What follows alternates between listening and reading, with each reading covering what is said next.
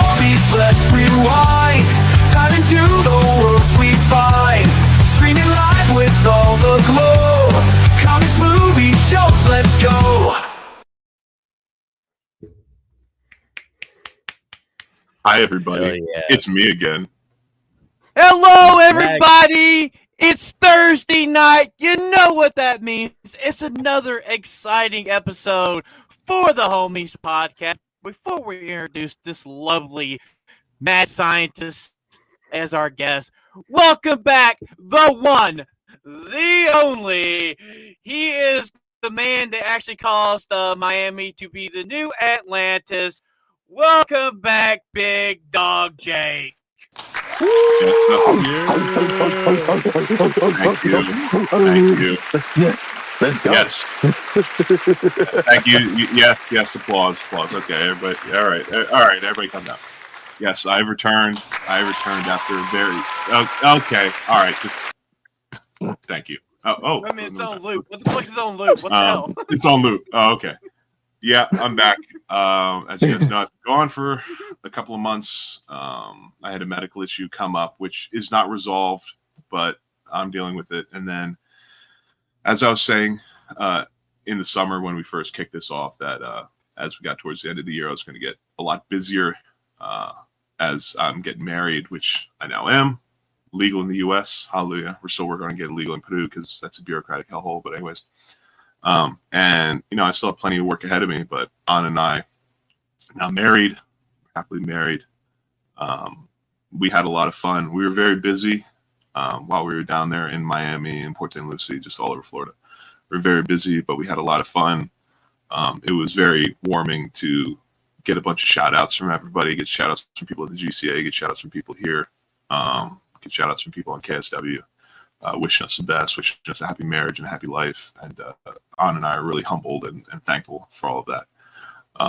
And specifically regarding myself, like I said, I still have some medical stuff that's going on that was preventing me beforehand from doing this as I was. And it's not resolved yet, but I did kind of, after speaking with my wife, was like, when we get back to regular life, if you will, that I can't just stay away for however long it's going to be until this gets resolved. If it gets resolved, I just have to kind of bite down on it and just let it be.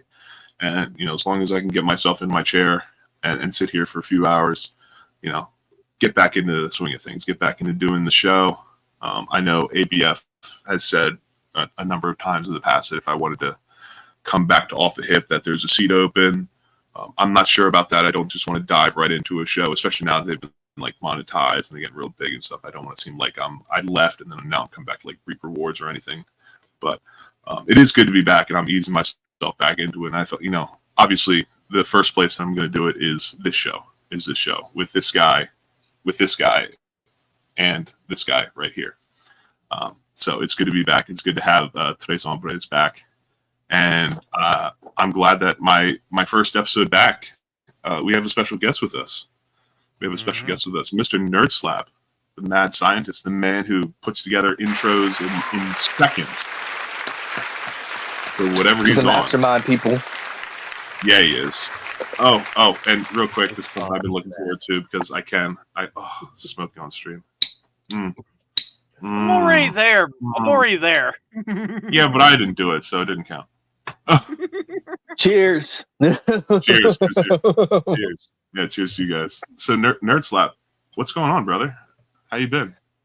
I've been real good, man. It's been pretty busy the past few months, just been working on stuff for Off the Hip, stuff for Nerd Files, got my gaming stuff over on Kick, getting ready for MegaCon. I'm excited for that. First con.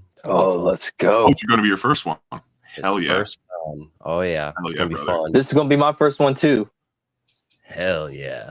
It's going to be fun. I can't wait to meet everybody that's going to be there. Like, a few more weeks. But no, I've been doing good. More weeks, brother. Just been on that grind, Thanks for having me on. I appreciate it. Oh, you're so very welcome. So glad to have you here. Absolutely. No problem, man. Absolutely. So, Crease, Thanks how for you coming been doing, on, brother? How you been doing, Crease? Life hits hard every single day, but you know what? It's Thursday night, man. Just dealing with some personal stuff, some family stuff. But other than that, man, it's Thursday night. You guys could have been anywhere, but you're here with us tonight, and I'm so happy. My bro, Big Dog Jake, is back. NerdSlap, it's great to have you on stream for the first time, streaming with you. Absolutely. Phantom, brother, you ready to get this thing started, man? Let's go into the internet news.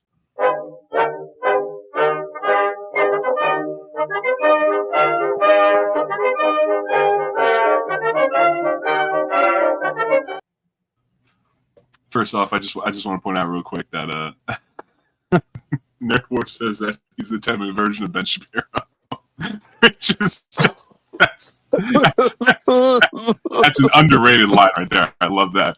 Oh my gosh. Anyways, what's first on the docket? What's first on the docket tonight? First on the docket, Mm. I thought this one was pretty hilarious. After Donald Trump basically won the election, Donald Trump's been like trolling a lot of countries. He's been doing how we do it. We just do a little bit of trolling. That's all we do. We just do a little bit of trolling. Our boy, Canadians boy, Justin Trudeau stepped down on, was it Tuesday or Wednesday? Tuesday? It was earlier this week. Tuesday. Yeah. Yeah. Oh no! Now, Because Donald Trump basically just said like, see, like the tariffs, it's gonna destroy your guys' economy. So it is what it is. It's not my problem. But if you do it, then you're gonna destroy our economy. Yeah, that's the point. So either one, you could be part of the states, Mr. Governor Trudeau, or you fall in line and start paying your fair share. So Peace. Like so do we it's not a very long speech, but I don't want to show the whole thing. Do we want to watch a little bit of him speak first and then Yeah. This is glorious. yeah, This is glorious. it's like everyone and we'll watch and a then little after bit that's first done, I want to hear from Jake because he's our political analyst. Like, I would love to hear from Jake. I want him to cook on this one. He's definitely our political analyst. Oh, shut up, man. I've been doing it longer than I know you guys. All right, here we go. Let's hear a little bit. It is the driving force of every single day I have the privilege of serving in this office. It's a little quiet. Ooh, That is why, that's his ass. 2015, I mean, I've fought for this country, for you. It's a little low, Jack. Fight for your country. Fight for the country. To support each other through the pandemic, to advance reconciliation, to defend. So he fought for the country and you mean you failed the country? On our democracy. he also said to advance reconciliation, which I have an opinion about that. We are at a critical moment in the world. He's lucky. It's too early in the show for me to call him my favorite word. And yeah, now going into French. Okay, so that's enough. For he said enough just then that we can make plenty of comments on that. Yeah, now you're not barely hear it. I'm sorry. That's the video. I tried finding other ones. They're all that quiet. I don't know what it is. I cranked it. But anyways, Canada's media sucks. Go ahead, Jake. Media sucks. And, now, Canada for everything. I don't want to hear him anyway. Good. And the way for his he's quitting a job and describing himself as a fighter. You're absolutely correct. So what precipitated this that I'm aware of is, first off, he's massively unpopular.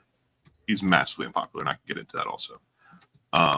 And then, as Kreese brought up before, Trump doing a little bit of trolling, like he was serious about like the tariff thing. Like it's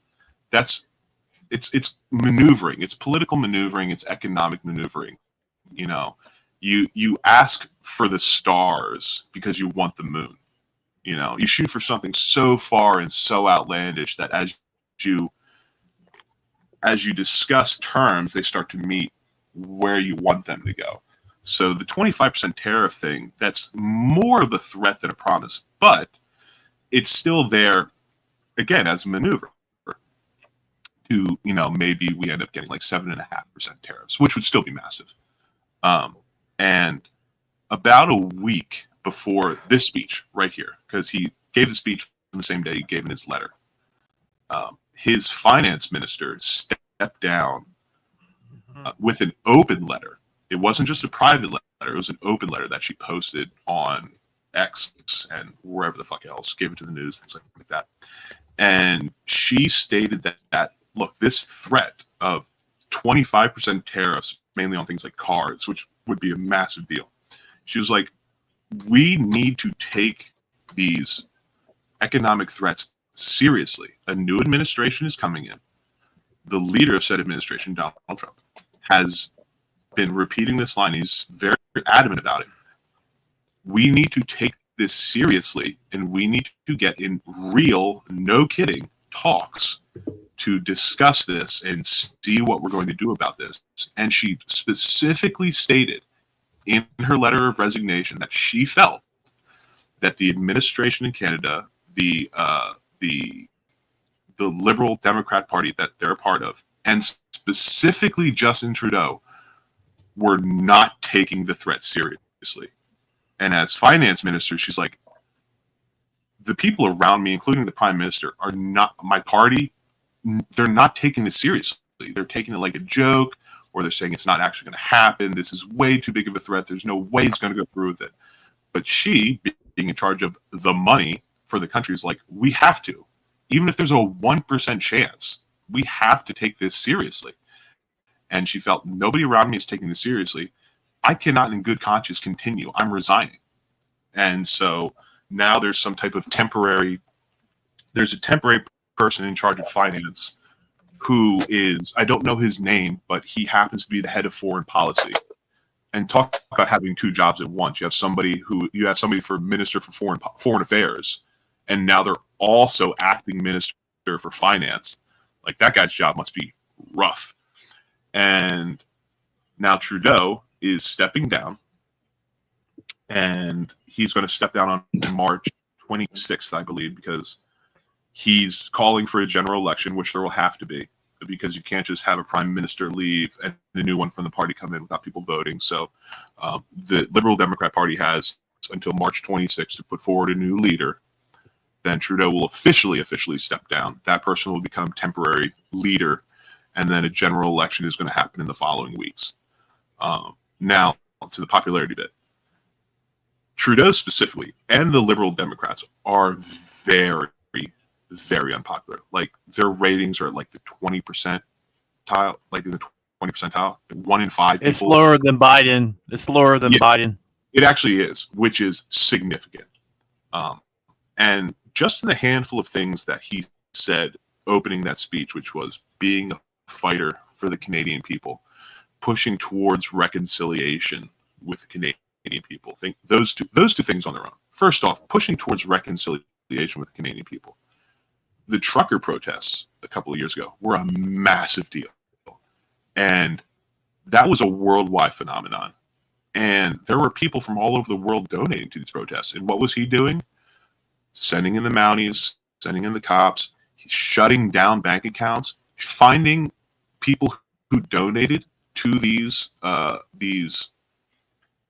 finding people who donated to the protests, even if they donated $5 or $10, seeing if they're Canadian citizens and if they were, shutting down their bank accounts. Like, that is the antithesis of forwarding reconciliation. And being a fighter for the Canadian people, if 1 in 5 people approve of you, and that's who you're fighting for, ostensibly, you're not fighting for the people. You're fighting for a select group of said people. And honestly, the only thing in that speech, or that he has done recently, that is moved towards reconciliation of the Canadian people and with the Lib Dem party and the rest of the parties, is stepping down, is leaving, because he is so vastly unpopular. Nobody likes him. Nobody likes what he has to say. As his own ministers say, he's not taking foreign affairs seriously. He's not taking who is about to be the new president of the United States seriously. I don't care what you think of Trump. I don't like Trump as a person, okay? But as a leader, as a president, Gets stuff done. He gets stuff He done. gets stuff He's done. the kind of person who will call Xi Jinping or will call Vladimir Putin. And for years, people made fun of him because he would talk to all of these people. It's like, for a leader of a country, you want it to be somebody who can pick up the phone and call any other world leader at any given time. You want that. You don't want to be like Biden, who outwardly states like he will not get on the phone with Xi Jinping. It's like, we are this close to potential open, hot conflict with China. And you're openly stating on the record to the American people and the world that you won't talk to the guy? Are you kidding me? Like, this is important. JFK and Nikita Khrushchev were talking to each other during the Cuban Missile Crisis. And that's the closest we ever came to, like, shit really going down. And so to make fun of that is just beyond me. So, ultimate point, him stepping down, I think, is a good thing. The guy who it looks like is going to be put up as head of the new Pierre something Pierre something, whatever. He looks like he's kind of based in like as much as a Canadian could be based, I suppose, and as a liberal Democrat. So he might be popular enough and based enough that the Lib Dems could win this. Jean-Pierre says, Ebola, thank you, Jean-Pierre. I watched him speak. And, you know, if that's who ends up being chosen by the Lib Dems, and if the Canadian people choose him as the next PM, that looks like it could work out, at least be better than it has been the past number of years. And if that's the case, things could get better. He's certainly willing to speak to the president and have these type of talks. So that's very important. But anyways, I've spoken enough. Let's see what you guys have to say. Any opinions? Well, this is all I gotta say to Joe. I hope you enjoy swimming.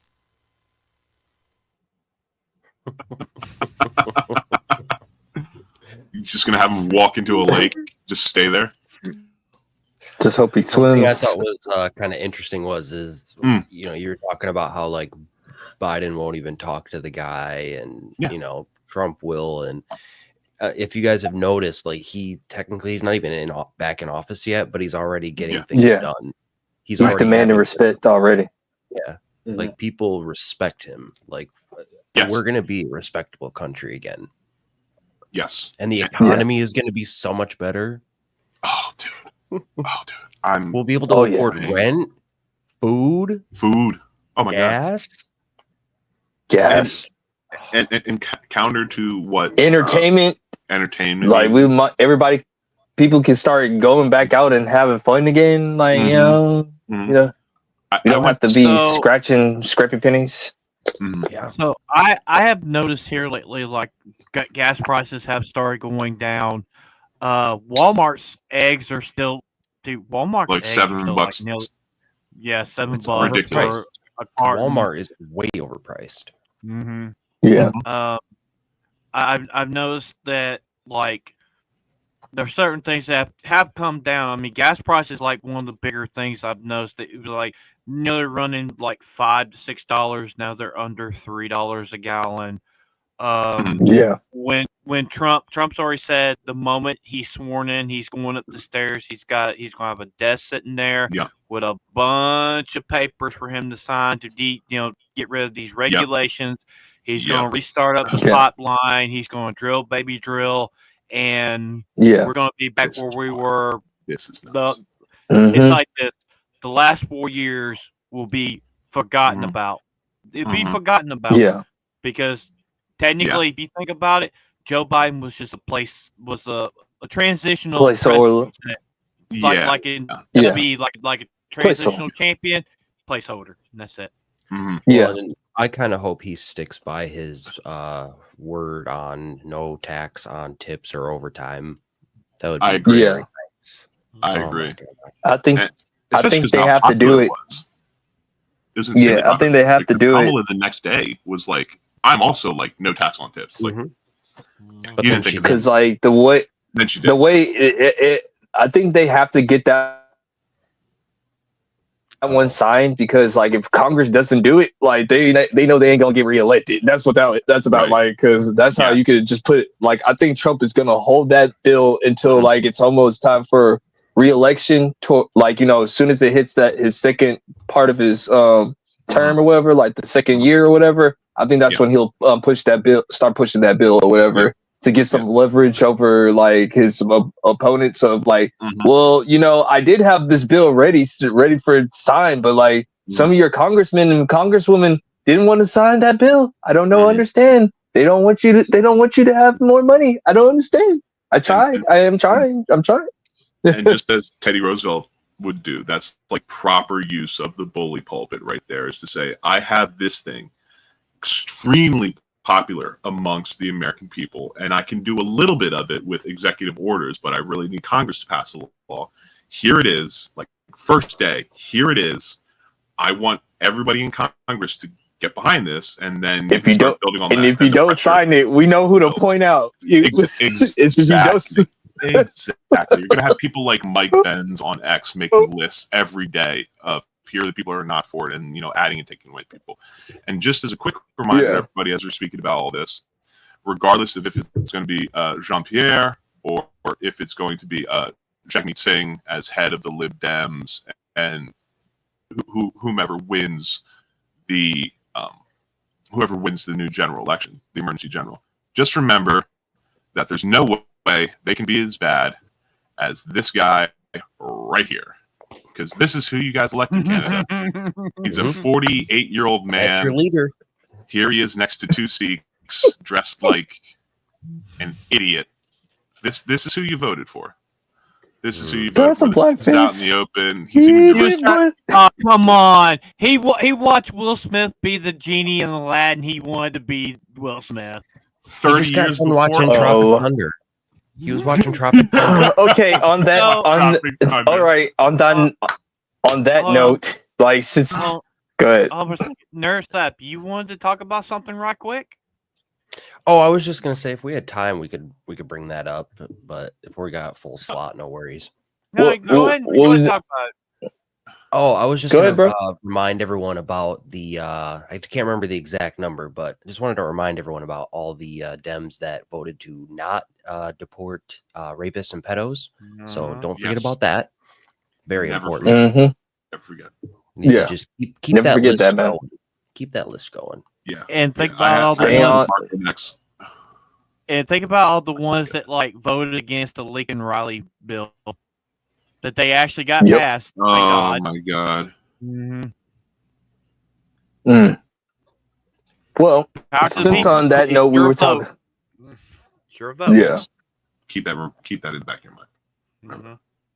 Well, since we did talk about Disney, might as well go ahead and talk about Disney. So, yeah, they're finna buy another company, from what I remember. Like, shout out to the GCA.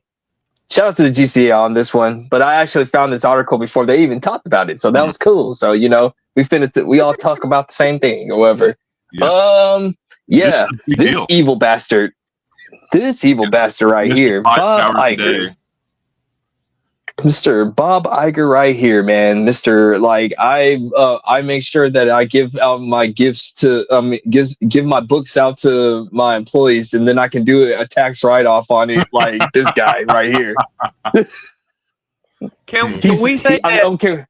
Hey, Chris, can we say that Bob Iger is kind of weird? Yes, you can. He had a shower installed in his executive office, and he takes 5 showers a day. Homie, my father was a marine pipe fitter working in big diesel tanks on aircraft carriers. He showered twice a day, once in the morning, once at night when he got home. 5 a day, and you're sitting behind a desk? What is your deal, man? Jeez. I can't say the word I want to say about that man. Y'all might get in trouble. Yeah, we appreciate it, NerdSlap, but we feel you. Well, he was probably just he was probably just jerking off on all the IPs he's helped destroyed. Oh my God.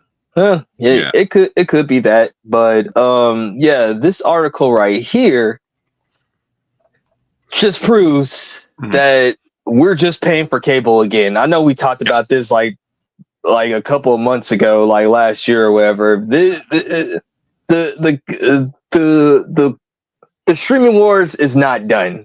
Disney is not like Disney, and all these streaming services want to keep you on cable so badly, bro. And Yep. yeah, it's crazy. Was- I don't know there was what a to say golden- about this one. Oh, go I ahead. was just going to say that there was this golden period of streaming between like 2009 and 2014 or 15 where, you know, everything was on Netflix. And when Hulu was out, it's like Mhm. all the TV shows that are like currently airing on terrestrial television or cable are there. And the past few years, it's becoming more and more and more like, you know, you're doing cable, you're just doing it on your computer or your phone or your tablet. And like they're saying here in the headline that they're taking on YouTube TV mainly because YouTube TV did something very intelligent, which was they got with the NFL, they got with the NBA, they got with MLB. Yep. And they were the first internet streaming service to bring sports on, live sports specifically, which is a big deal. And off the rip, they they branded as YouTube TV to bring more people in to say that, hey, you know, this streaming thing, especially for older generations, this streaming thing isn't as scary. It's just like your TV, but it's on your computer and you can do it on your phone or on your tablet or what have you. And man, is it, JK's right, it is expensive. Plans start at like $89, which you better off getting Direct TV again. Yeah, exactly. You can get a standard cable plan for $9. Yeah. I'm sorry, NerdSlap, go ahead. Oh no, I was just gonna say that the $89 or whatever. That's just for the basic plan. Yes. Like that's like you have all the ads, basic quality, barely any channels. Like it's not worth it. So that's the reason why they got rid of ad block, because when people were watching it, they were using ad block so they wouldn't see the ads. So that's the reason why they did away with that. And you have to have ads on everything because it's using the same back end as you would stream YouTube videos. And so if ad block works for a YouTube video, it'll work for anything that's streamed on their platform. Live service, $82.99. That's still crazy. Insane. That's still insane for a base. That's crazy. And the way they kind of maneuvered around this is just saying it includes YouTube Red, which they call something different now, and it includes YouTube Music, which each of those are like $12 each. So they're trying to take that $83 number, subtract 24 off it immediately. But still, I'm sorry, man. It's not enough. It's not good enough. I got YouTube Premium because, like, you know, I do a lot of driving, so like I gotta like I can't be listening to commercials while I'm like listening to my phone, because I'll be like listening to like all our podcast stuff and then of course my music or whatever. So I like using YouTube Prime. It's something worth it, like, you know, and besides I'm paying myself too. Like I'm a YouTuber now, so, you know, paying myself or whatever. But yeah, man. And Jake, you said it earlier. The thing what keeps cable alive, and people keep on saying, how come, like, cord cutting, like, why is cable not dead? It's because of sports, man. At the end of the day, you gotta convince some of these old heads that are paying like $80-something for cable that do I still get my ESPN? Do I still get my Sports Center? Do I get my Fox Sports 1? Because if I don't have that, then I'm not getting it. That's how a lot of men think. Like that's how a lot of men think when it comes to when they're buying cable. Oh yeah. Do I still get my sports? Yep. And there's a couple of streamers that were getting little pieces. Like Amazon has Thursday Night Football, and now Netflix is starting to get football. Like they had the Christmas Day games, and now Netflix is going to start having games every week. And they got WWE now on Netflix. And they have Netflix as WWE. That's also another big deal. That's one of the few like regular shows that's still has like content numbers. But and there's Disney's coming in. There's also and there's also talks about like I keep on hearing there's talks with Dana White, because, like, you know, since like the WWE and the UFC are under the same like marketing company, like they umbrella or whatever. Like Dana White is thinking about trying to put like UFC fights on Netflix, and I'm like, that would be massive. It would, but I don't know, because I don't know if it would be smart for him in the long run. Like money wise, yes, it Yeah. would be. But if Yeah. like morally, I would say no. What do you mean 'Cause, morally? Yeah. What do you mean by that? I mean, you gotta think like Yeah, dive in on that. Netflix, they have very low or no morals. I mean, you gotta think they Okay. had that movie Cuties Cuties. up Mm. for God A knows while. how long. True. A while. You True. know, they Year. just recently took Yeah. it down because Yeah. people weren't watching it. Yeah. So it's like Yeah. money wise, it would be a very smart move to put that Right. on Netflix. But if Mhm. he takes his morals and his his personal feelings into account, it may Right. not be the best idea, Because do you really want to sell your soul for money? Yeah, that's a good point. See, the thing is, the thing about Dana White is like Dana White is I'm coming from just a fan of MMA and like business wise, promoter wise, I love Dana White and how he handles the sports thing. But when it comes to business, Dana kind of sketchy sometimes, bro. Like, there'd be times where he be like screwing over fighters. Like there's been times where he's been known to screw over fighters on their money or whatever.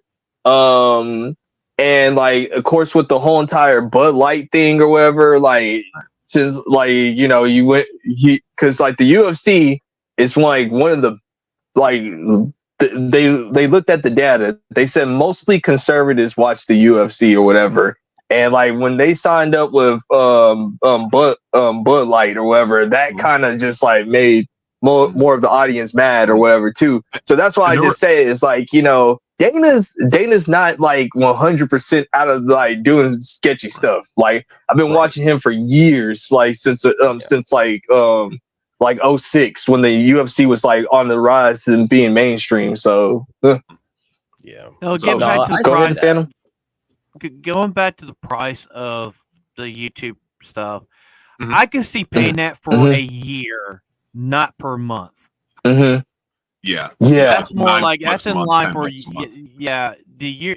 If Right. they would do it by the year, I think they would have a better plan because because we don't know the numbers on how many people are doing the premium and stuff. We'll never know those numbers. Like streaming services, we never know the numbers. Like Disney Plus, They never we tell never you knew the true numbers. exactly. No. No. So Exactly. the only people that report their numbers and that are confident in their numbers is Netflix because you want to know why? Because they're the first ones to do it. Like they don't care. They don't care. Like these are the numbers. This is how we do it. Yeah, we made a tier where we have ads. Yeah, you can't password share. But guess what? Y'all still here anyway because most of you guys are too lazy to cancel. So there you go. Like And remember, that's how confident they are. Right. And both of you bring up great points about how everybody here has brought up great points about how basically nobody really shares their numbers or their real numbers at least. And the only company that really does is Netflix. Remember 2 years ago, I think it might have been the beginning of 2023 or the end of 2022 when Netflix announced that they went from like 100 million roughly subscribers in North America to like 97 million. So they lost 3 million over the course of a year. And their stock dropped like 15 points, like instantly. That just, I imagine that put the fear of God into like Amazon and Hulu to think that if Netflix is this high up and they lose a couple of percentage points in subscribers, and they were going through a lot of controversy at the time, like Cuties, for instance, and their stock tanked so much, it recovered, but it still tanked really fast. I imagine Amazon Prime, Hulu, Disney were like, oh my gosh, if that slight change is enough to like really tank our stocks, there's no way we are going to publicly share our numbers. Onto that, Jake, I'm glad that you said that. Mm-hmm. Have you noticed that most of these companies like HBO Max, Hulu, Disney Plus, now they're starting to like say like, listen, we may not get along like company wise, but we are losing money like badly in streaming.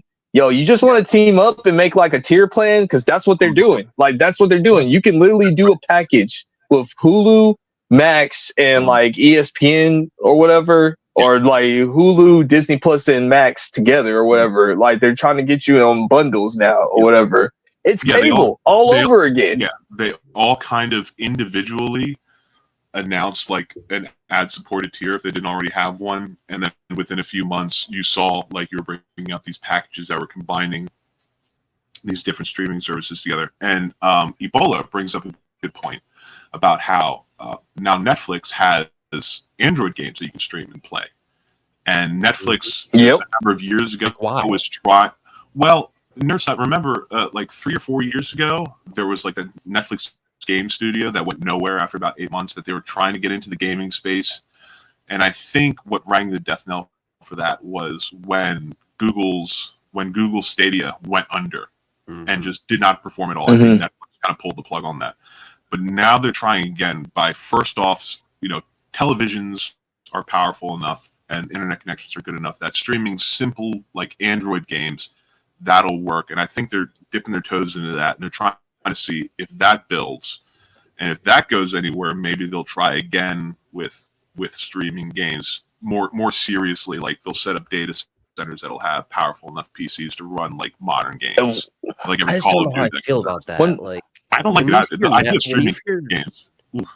Like when you hear Netflix, like you don't think of games, even the games they have now. You think of all the shows that they put out, all the movies, like you think about how they paid $1 zillion to keep a hold of Seinfeld, Well, don't forget when they did the Jake Paul and Tyson thing fiasco, and their servers crashed multiple times. Couldn't handle it. And I don't think they had issues with the WWE Monday night. I don't think they had issues. It was a test subject. Yeah, and so I mean, like for myself, I used to have Netflix. I used to have it for a while, but then they start raising the prices. And it went from $12 a month, like that. It went from $7.99 to $9.99, $10.99, all the way up. And I'm like, I can't afford this shit. It's Disney Plus. I got rid of Disney Plus because it started going up. And that's like, with all services too. Like just this past year, Spotify went from $9.99 to $11.99 a month, which everybody is like. I remember when Hulu had a free option. It did. I totally. Yes, I remember that. Now I remember that. Same as the free option a number of years ago. Yeah. Like now you got to pay. Like, so like you want to know? $12? You want to know why? Like you're paying more in Netflix now? It's because like all these other companies got greedy. Like the Disney's got greedy. The Warner Brothers got greedy. Like Sony's believe it or not, Sony's actually smarter than most of these other companies. And I'll tell you why in a minute. But like with Warner Brothers and Disney, with Warner Brothers and Disney, what they did was they pulled all their libraries out, and that's when they made the Max. That's when they made the Disney Pluses, and then like of course they bought Hulu or whatever. That's what Disney did or whatever. And like a lot of people were saying like, oh man, like, and then like a lot of people were saying like, well man, this is the death of Netflix. Like Netflix is dead or whatever. Well, no, Netflix had a backup plan. You want to know what Netflix did? They said, like, watch, you guys will be back. Hey, what's all that foreign stuff that you're gonna get? Give me that anime stuff. Yeah. Give me that anime. Give me that Korean shows. Give me those African shows. Give me those Chinese shows. They bought a whole bunch of stuff, bro. Well, don't forget when Netflix started, they weren't a streaming service. They shipped out DVDs. They sell DVDs. Which they still do, by the way. Yeah. They still do. The streaming option is $12 a month, and you can pay $16 a month. You can still do the DVD thing. They still do it. What did Netflix do? They killed stuff like Blockbuster and video stores. Yeah. And then when COVID happened, Disney's like, okay, we got people at home. Let's start Disney Plus. That's what they did to have people to watch stuff. Now they know that hey, all the like this is Amazon, more harder. and Amazon started doing their streaming stuff. Paramount, so forth and so on. Look at Xbox. It got harder. Look at Xbox Live. Xbox Live went from I think it was $6.99. Now it's up to like 24 something now. I know I pay $20 something dollars a month for my Game Pass. And they know that the way to get people, because like nobody watches regular TV anymore. They don't. A lot of houses don't even have cable hooked to their houses. They're streaming that shit. And now it's got to the point where TVs have streaming services built into it. You just download it. You pay for it, and there you go. TV shows are dead. Streaming is the new frontier, and it ain't the Wild West like it used to be. They have a monopoly. These places have a monopoly on this, and they're always trying to be better than the other. But the problem is, they raise their rates, and people are like, "Okay, we'll go here." They raise they go back and forth. They always go. They always go back to Netflix. That's just my thing. And like what I was gonna say before we just move on or whatever to the trailer stuff. Why Sony is actually pretty smart on this part or whatever. Sony does not have their own streaming company. They actually like dish their stuff out. Like they let people use it or whatever. Like everything. Yeah, they license it. They license it out or whatever. So that's why, because they already knew. They said like, we don't have enough content to make a streaming service, and it's a headache to do a streaming service. So we still license out all our stuff. And another thing is like, and that's what HBO Max is starting to do. They're copying off of Sony. They said like, man, look, David Zaslav said like, listen, we can't just do like just having all our stuff on one app. We got to start licensing some stuff off to get some of this money back. So that's why you see a lot of DC content like on Tubi. Like you got a lot of DC content on like Netflix again or whatever. Like they start and with Disney, they're starting to put like some of their like like Alien and Predator movies back on Netflix or whatever, because they're looking they say, and that's why I say Dad, like Netflix is saying that you're gonna come back. Daddy's home and everything. The door is open. Like you guys couldn't survive or whatever. And just like dovetailing right into that, Chris, the IP holders like Disney, for instance, they're doing the cost benefit analysis of, we have these IPs, these movies, these shows that not a lot of people are watching. It's kind of costing us more money to host them than we're getting in from people coming in just to watch that. We're going to decrease our overhead and in fact get some profit by taking these low popularity shows, throwing them over to Netflix, which is boosting Netflix library. And we all know that 95% of the stuff on Netflix, none of us will ever watch, either because we have no time or we have no interest in it. But having Disney, Warner Brothers, what have you, take their not as popular stuff, put it on Netflix, boost Netflix popularity, and it gives the other companies money because people are watching it there. And also another thing that Sony has specifically in their pocket, which is somewhat similar to Disney. Most of these companies, they have their media, and that's basically it. Disney has their parks, for instance, which is a big moneymaker for them. And of the big media companies, if you will, Sony has their electronics division, and their electronics division is massive, and the overhead is way more. They're making per dollar, they're making way more money selling electronics, and they've been keeping that alive. They've been keeping that alive. You want to go ahead and go on the farm, fam? Sure thing. I just want to give a big shout out to a new member of the chat, LBGTABF. I like that guy. He reminds me of somebody. I'm just not quite sure. Yeah, I don't know who he reminds me of, but I feel like I've seen him before. Yeah, he's missing a hat or something. I don't know. Yeah, I don't know. Well, he's just the gay side of ABF. He's the other finger. He's the pinky finger. Pinky finger. He's the finger that does prostate exams. Now it's time for trailer trash.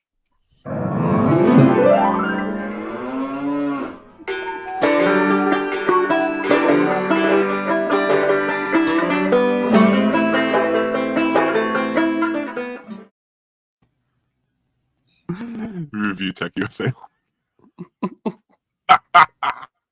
That's crazy. Oh my goodness. Oh my goodness. So, Jake, what movie Yo. we got for trailer trash tonight? Well, ladies and gentlemen, we have a new movie directed by Paul W.S. Anderson, who is the husband of Mila Jovovich, the actress, or you can say that Paul W.S. Anderson is the director, husband to Mila Jovovich, but she and Dave Bautista are going to be in a new movie, apparently from the mind of George R.R. Martin, called In the Lost Lands, apparently based off a novella that George R.R. Martin wrote. And let's give this a watch, and let's see what he feels about it. There's no copyrighted music, so we can watch this in full, and we will just go from there. So 5, 4, 3, 2, 1. Getting some Resident Evil vibes. Well, it's the same guy that did the Resident Evil movies. Yeah, directed by Paul W.S. Anderson. Oh, okay. He and Mila Jovovich met on the first Resident Evil. That's when they got married shortly after that. So what do you think? Okay. Opinions. Phantom Crease, who wants to kick this off? What do you guys think? Okay, so Uh, I like movies like Go ahead. this. I like movies like this. Post-apocalyptic stuff. It's good to see Dave Bautista in something else than Guardians of the Galaxy because he's a decent actor. Phantom, you just reminded me of something. And Crease, you might want to step in on this. I'm not sure if you know. Do you guys remember, this is just real quick, a couple of months ago, where there was a picture of Dave Bautista on like a red carpet somewhere, and it looked like he had lost a ton of muscle mass? Mm-hmm. Does anyone, and like people were clowning on him for like, saying low T or this, that, the other thing. I don't agree with his politics or whatever, but the dude is obviously capable of being quite large. Do you guys know if that was just him taking a break? Maybe because I think staying that big constantly is quite a lot. So you think it might have been for a role? Because he, in this trailer, he looked like he was pretty sizable. He was covered, but he looked pretty sizable. Okay, so in Guardians 3, he wasn't like, you couldn't see his his bare chest or anything, and so I think it's for a role that he's probably for a role, and you gotta think he hasn't. So he's been off the juice. If you don't know what juice is, it's steroids. Yeah. For years. And I think that he lost a lot of weight because of that, because of a role. Yeah, because he didn't get fat. He just lost a lot of muscle mass. And again, maintaining that size always, that's a lot of work. That's a lot of work to stay that big perpetually. Well, like for myself, I do want to see this because I do love movies like this. Mm-hmm. I think one of the cool shots is the double-headed rattlesnake was pretty cool. Yeah, throwing that out. Cool. Yeah, and her jumping off the train, off the bridge with the train tracks. I thought that looked really nice. That's pretty cool. It does give you girl boss vibes, but in her movie, she's usually the most powerful. Yeah, Mila Jovovich is kind of like grandfathered in, if you will. And look, there have been girl bosses before her. And at least for her, with her filmography, she's likable. She's likable. She's very good in interviews. She likes her fans and things like that. And also, she wasn't somebody that was kind of like thrust upon us. And in her very first role, she was kicking ass and taking names. Like over her filmography, she kind of like worked up to it. You know what I mean? Yeah. And so I think that like her girl bossing and stuff. Plus, also it's very obvious she has some type of mystical powers. She has weird tattoos and she's like floating and stuff. So it's not like they just handed her a gun and she's just John Wicking people. Well, I just have to say this much: she's like the best part of the Hellboy reboot. I mean, her the Hellboy. She's like the best part of the whole movie. The movie's shitty, but I like her character, and. So I like Monster Hunter. She was in it. It was a good movie. I know a lot of people didn't like it. Take it for what it is. But you're right. One of her biggest roles was The Fifth Element, and she had powers, and she kicked a lot of ass. She kicked a lot of ass. She did kick a lot of ass, but she also wasn't straight up girl boss in it either. Element is so good, bro. I got it on Blu-ray. I love that movie. And also think about it. Her character in the Resident Evil movies, she had powers because of the T virus that they gave her. gave her Yes, indeed. psychic abilities, and like that. Even when she lost them, she still had that mental capacity of combat. She was a strategist.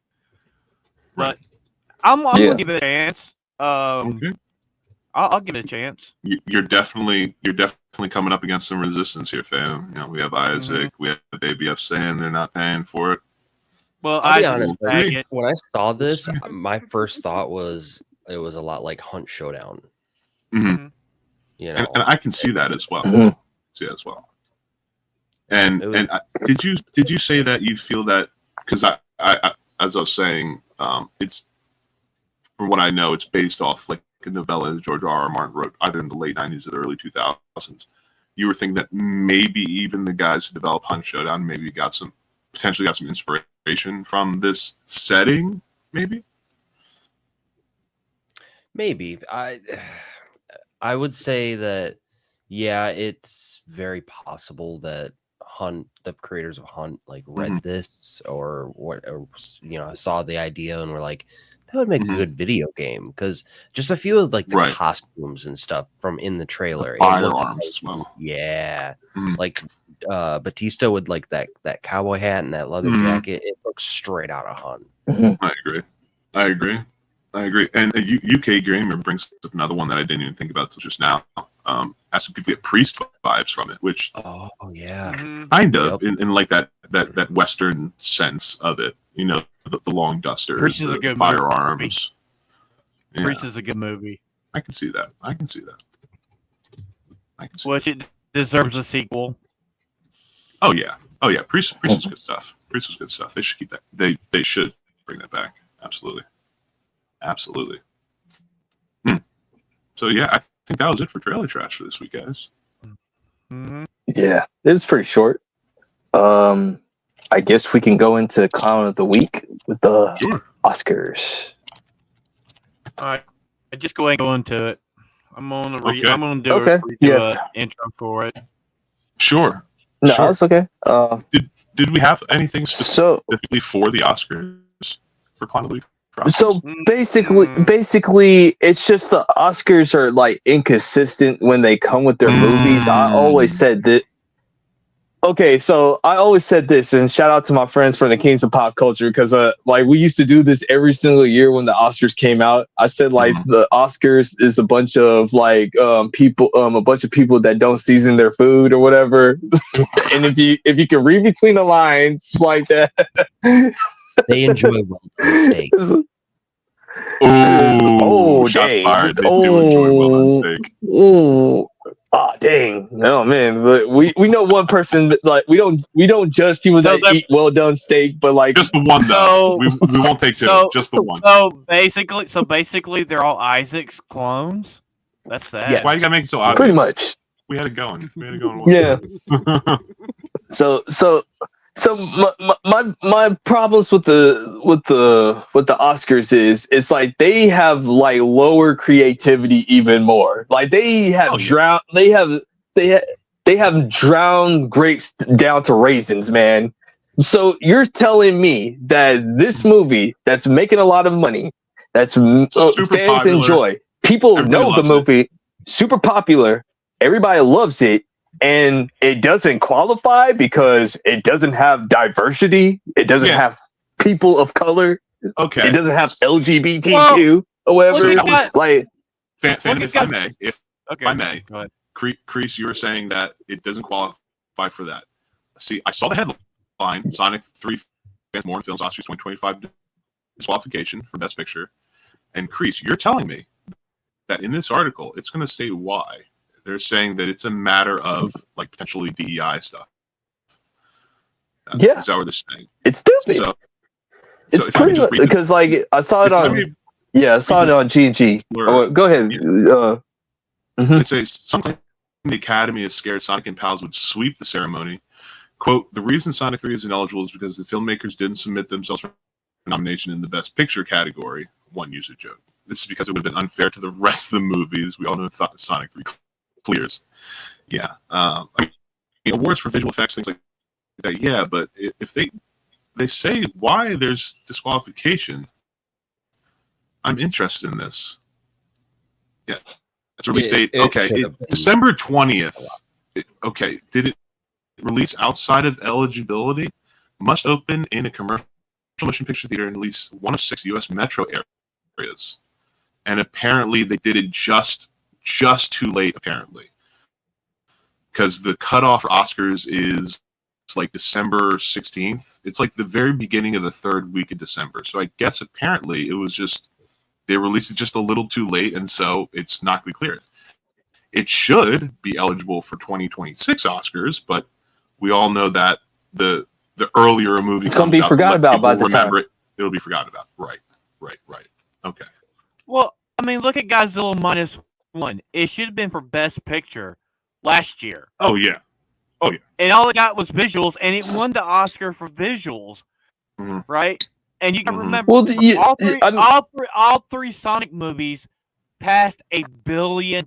All three movies have made over $1 billion. I mean, you can even argue for Bad Boy. You can even argue for Bad Boys 4. Like it meets your quota on diversity. Like, but wait, it's because it's an action movie, and it got some 2 males in there that's actually acting like men, like, you know, taking out bad guys or whatever.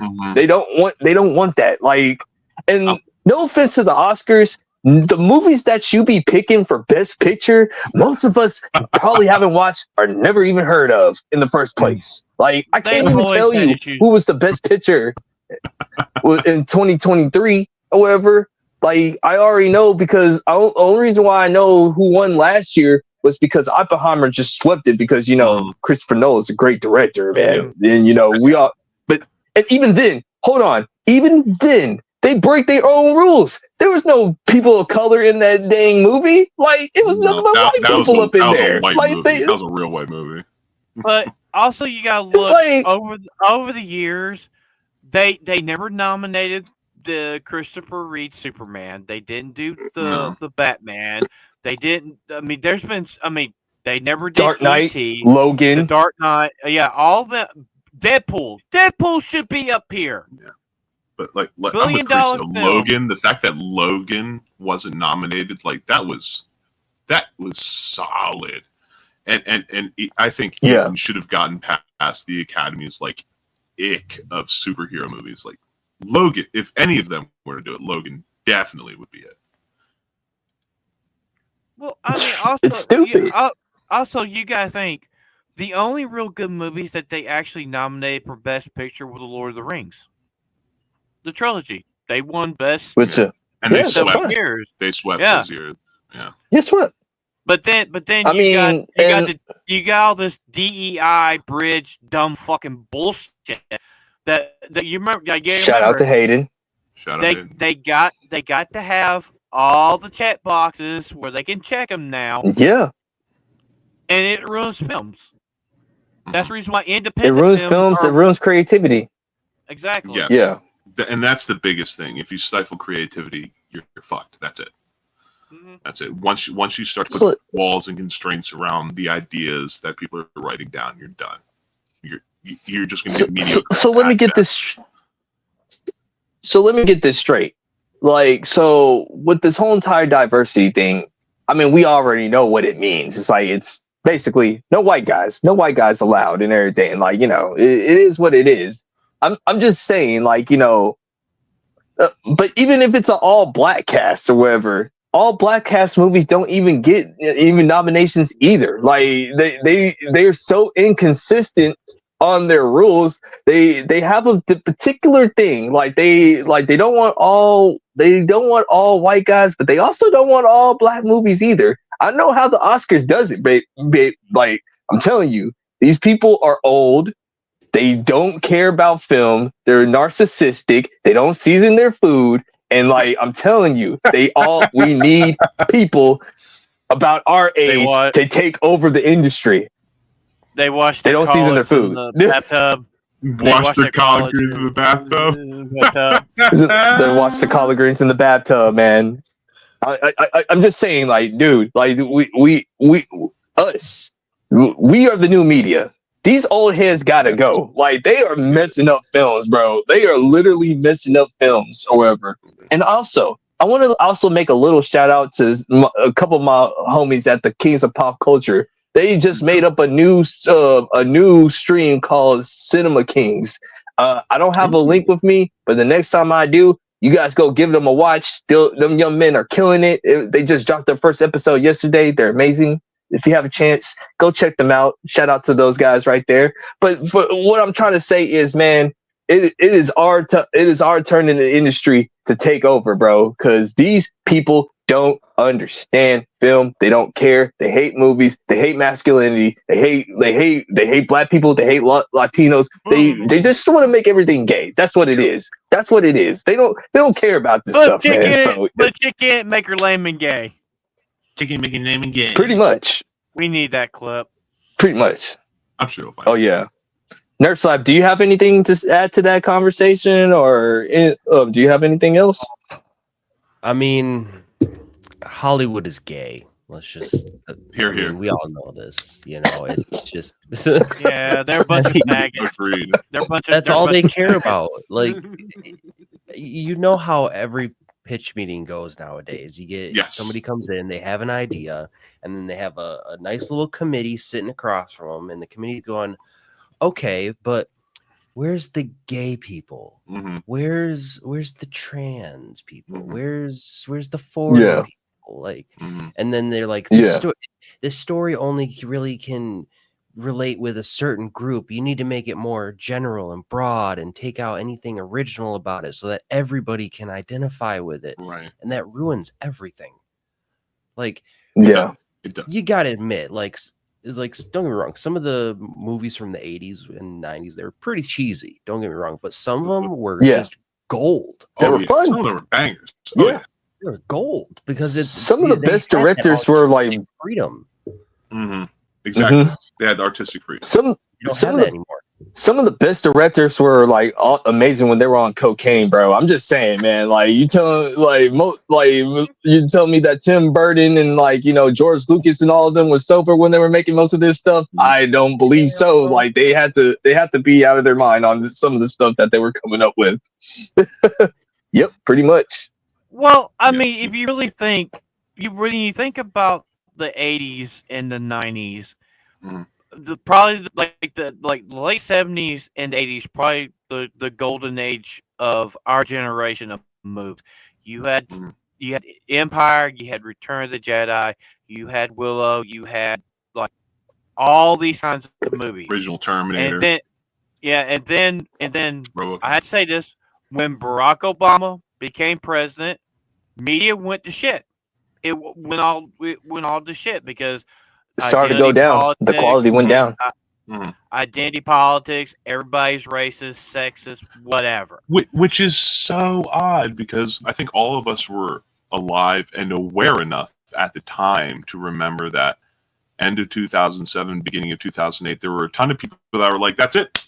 Racism solved. We're done. We can move forward as a country. Yeah. And no. Yeah, that lasted a very tiny amount of time before it went the total other way, because the 90s was like the true melting pot decade where nobody gave a shit about racism or sexism. That was fun. The 90s was fun, bro. The early 90s was the 90s was fun.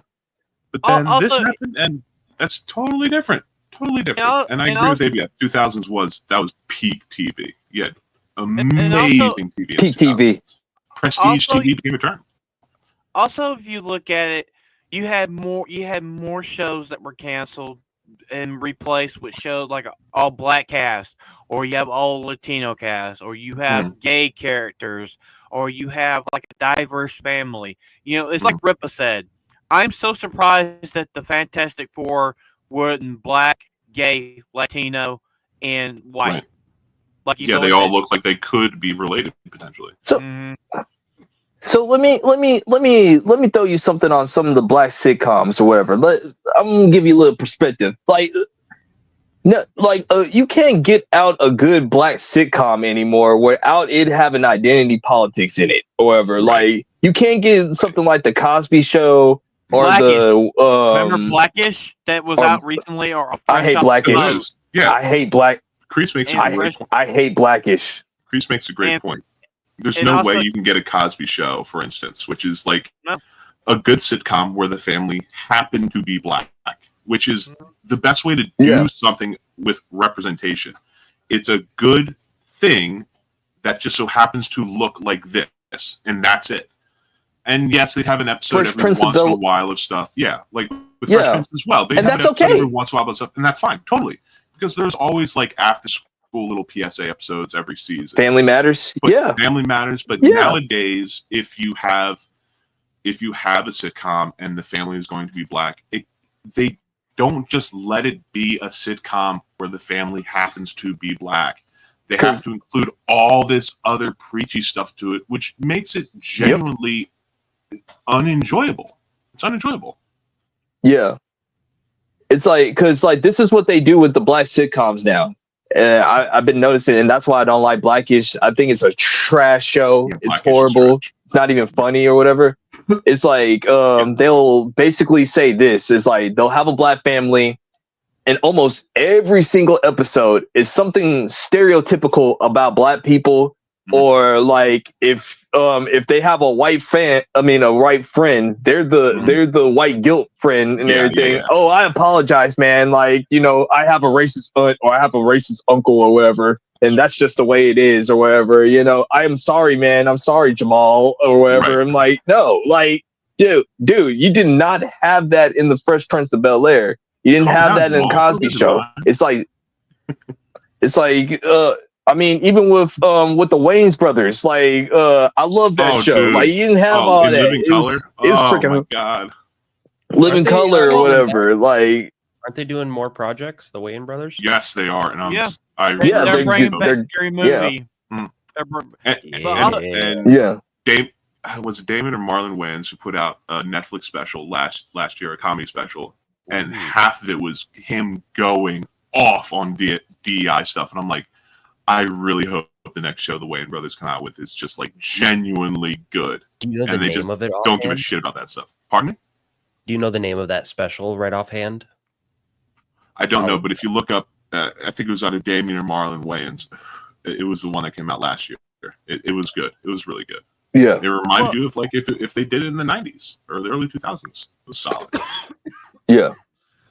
Well, also, if you look at it this way, black people can't write other black people in shit. Excuse me? Yeah, that's true. Okay. No, I'll it's true. I'll need you to say something about that, Grease, because I don't quite understand that. Why can black people not write other black people? Is it because of what they feel they need to put into it? Or? So this is what happens, because I'm glad you said that too, Phantom, because there have been times, like, once again, Robin in the Hood, great example. All black writers, like, all black. That's what X said. That's what old boy X said. Like, it was all black writers that wrote that whole entire thing. And I find it funny that these are the same people that said that, oh no, not all black people are drug dealers. Oh no, not all black people rob. Oh no, like black people are racist. But then that was the premise you of every do the character things in the that show. Every character in the but show you is do a the black things that you stereotype. is a black stereotype. That's what we do. That's what we It's a do. double Like that's standard. what we. It's a double Yeah. standard with these people. There's been shows that white people have wrote black people, like The Cosby Show, written by a white man. Good times. Help. Good Good times. Good times. Multiple shows, right? But then if you look like later on, you have, for example, Black Panther movie, $1 billion. Black Panther 2, tanked. Black writer, Yeah. black director. I also think that specifically with the Black Panther example, losing sorry, I'm Chadwick blanking on his Boseman. name. But Chadwick Boseman? losing Yeah. Chadwick Boseman was a big thing. I know that was a really big deal. Yeah. And Yeah. I'm a big fan of 'Cause- Angela 'cause- Bassett. I think Angela Bassett's a fantastic actor. I like her pretty much. Oh yeah, she did great. She's a great Yes. actor and Yeah. everything. But the other people that were, I felt like once Chadwick Boseman was gone, Angela Bassett was like the only like really solid actor in that. But you, As but far as like yeah. the main players go. But the funny thing is, most of the people will kind of die because they couldn't swim. Yeah, They couldn't and swim. that blew my mind when the movie came out, and I was watching like Film Thread. Or I started Nerdbot, pointing it out. I started laughing. I'm like, what are we doing? Yeah. What are we When it doing was- here, man? Like, Like, did they subliminally put that in? Like they didn't even know they were writing that as part of the story? Well- Because that's like a massive stereotype. Dude, they had the people that Namor's people were Yeah, border they were jumpers. Hispanic. They were Hispanic. They're border jumpers. yeah, And, I mean, And- the border And they jumping. solved the issue by walling off their nation, preventing people from being able to swim in. Like, read the freaking room, guys. Like, what the hell? I wasn't noticing this. I had to have people point this out to me, and when they pointed it out, I was like, I gotta play Dude, it. when I saw I gotta Namor play jump it. inside I the, gotta when I play it. dropped, I gotta play it. I gotta play it. Enjoy swimming.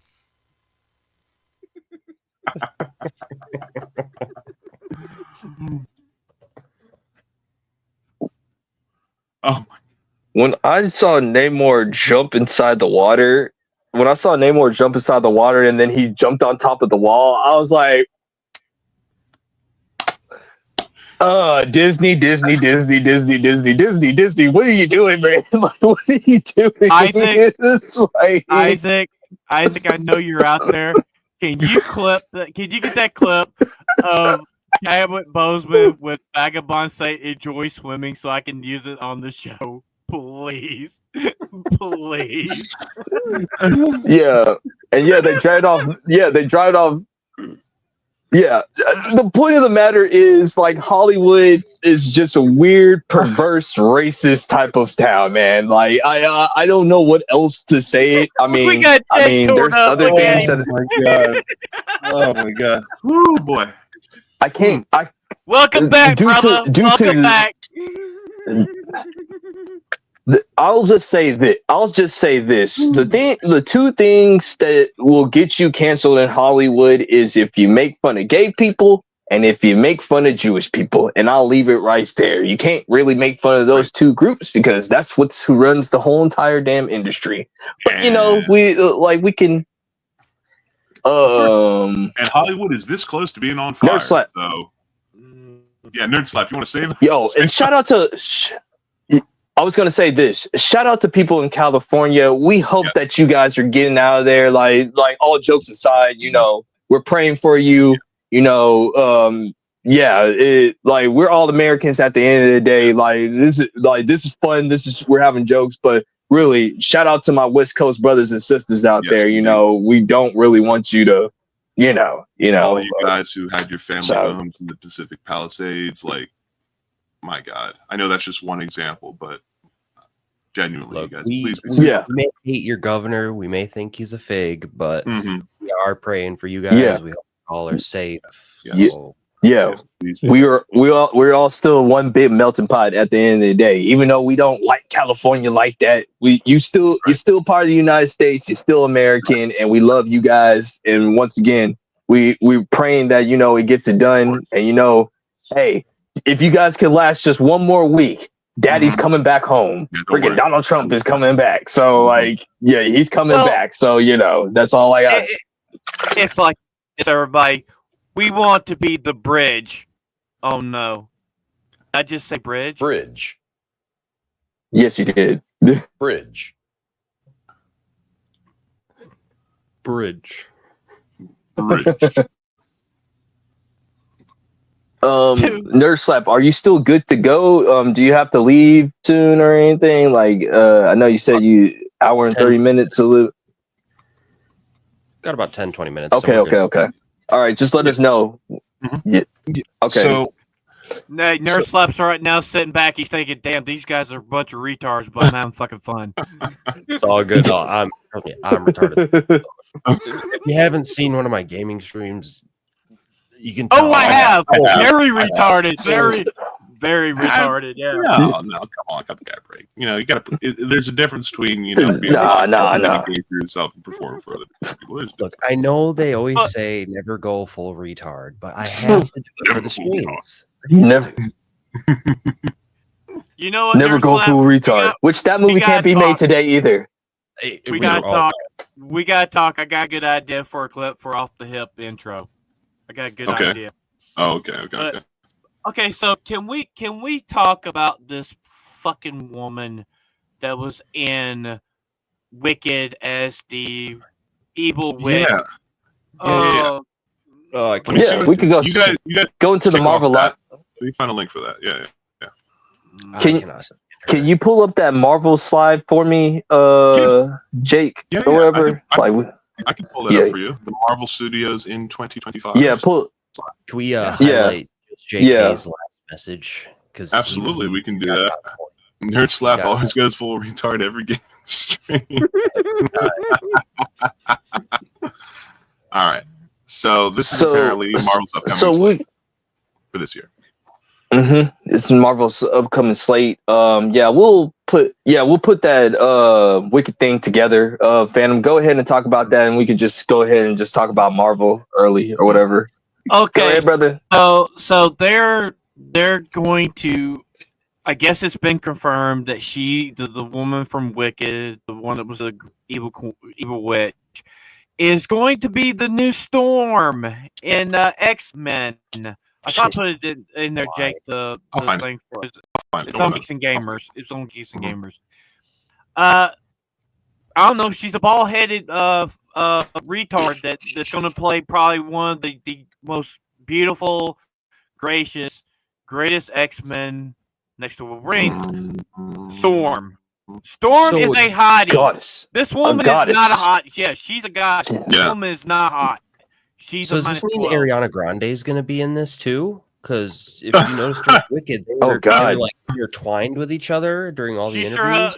Oh my god. Oh, they go put her as Rogue. Oh no. Listen, man, I'm sorry, dude.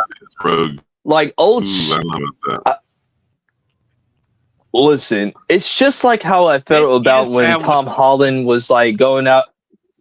Yeah, it's just like how I felt about like old girl that was going out with Tom Holland with that was doing the Romeo and Juliet. Like it looked like Tom Holland was finna kiss the Predator or whatever. Dude, there are plenty of beautiful black women out here, man. Why are we getting ugly black women to to be like playing these hot black women, dude? Like, no, really. I'm sorry, dog. Like, listen, this chick looked like a straight up like this chick needs a sandwich, man. Her and Ariana Grande. That Ozempic is bad for y'all. You need to stop doing that to yourself, sisters. Like, stop it.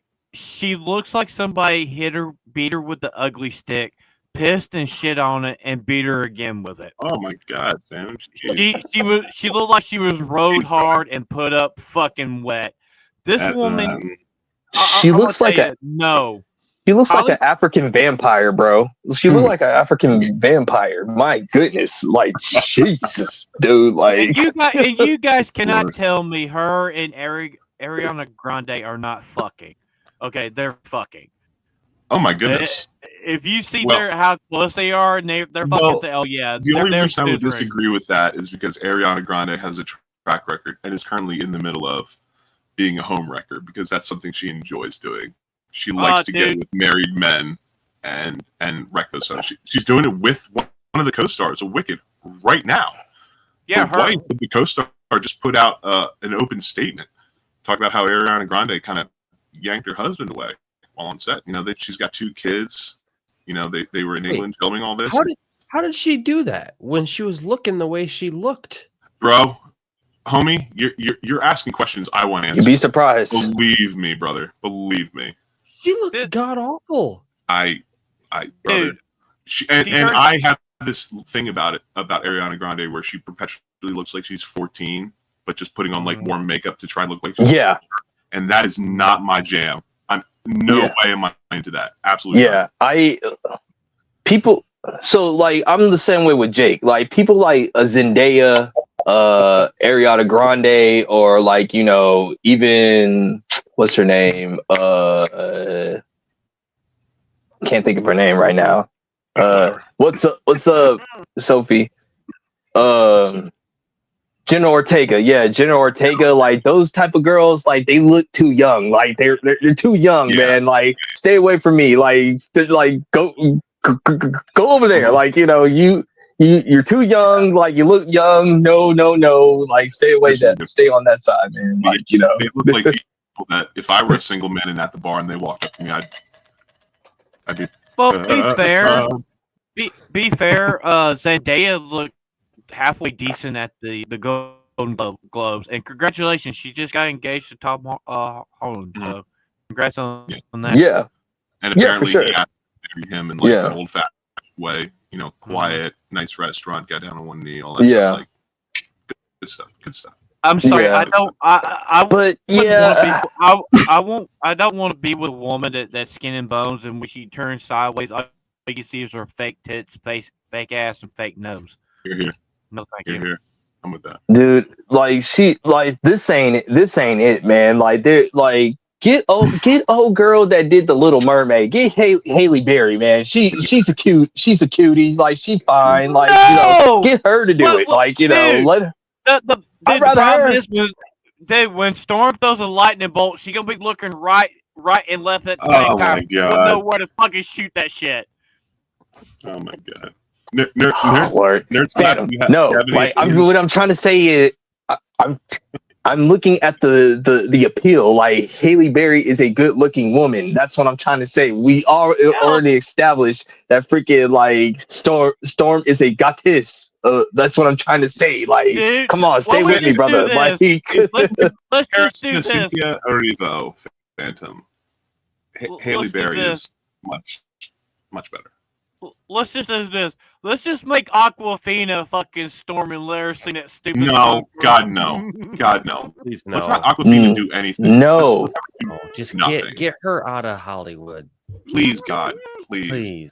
Yeah, like you do know. Hey, hold a second.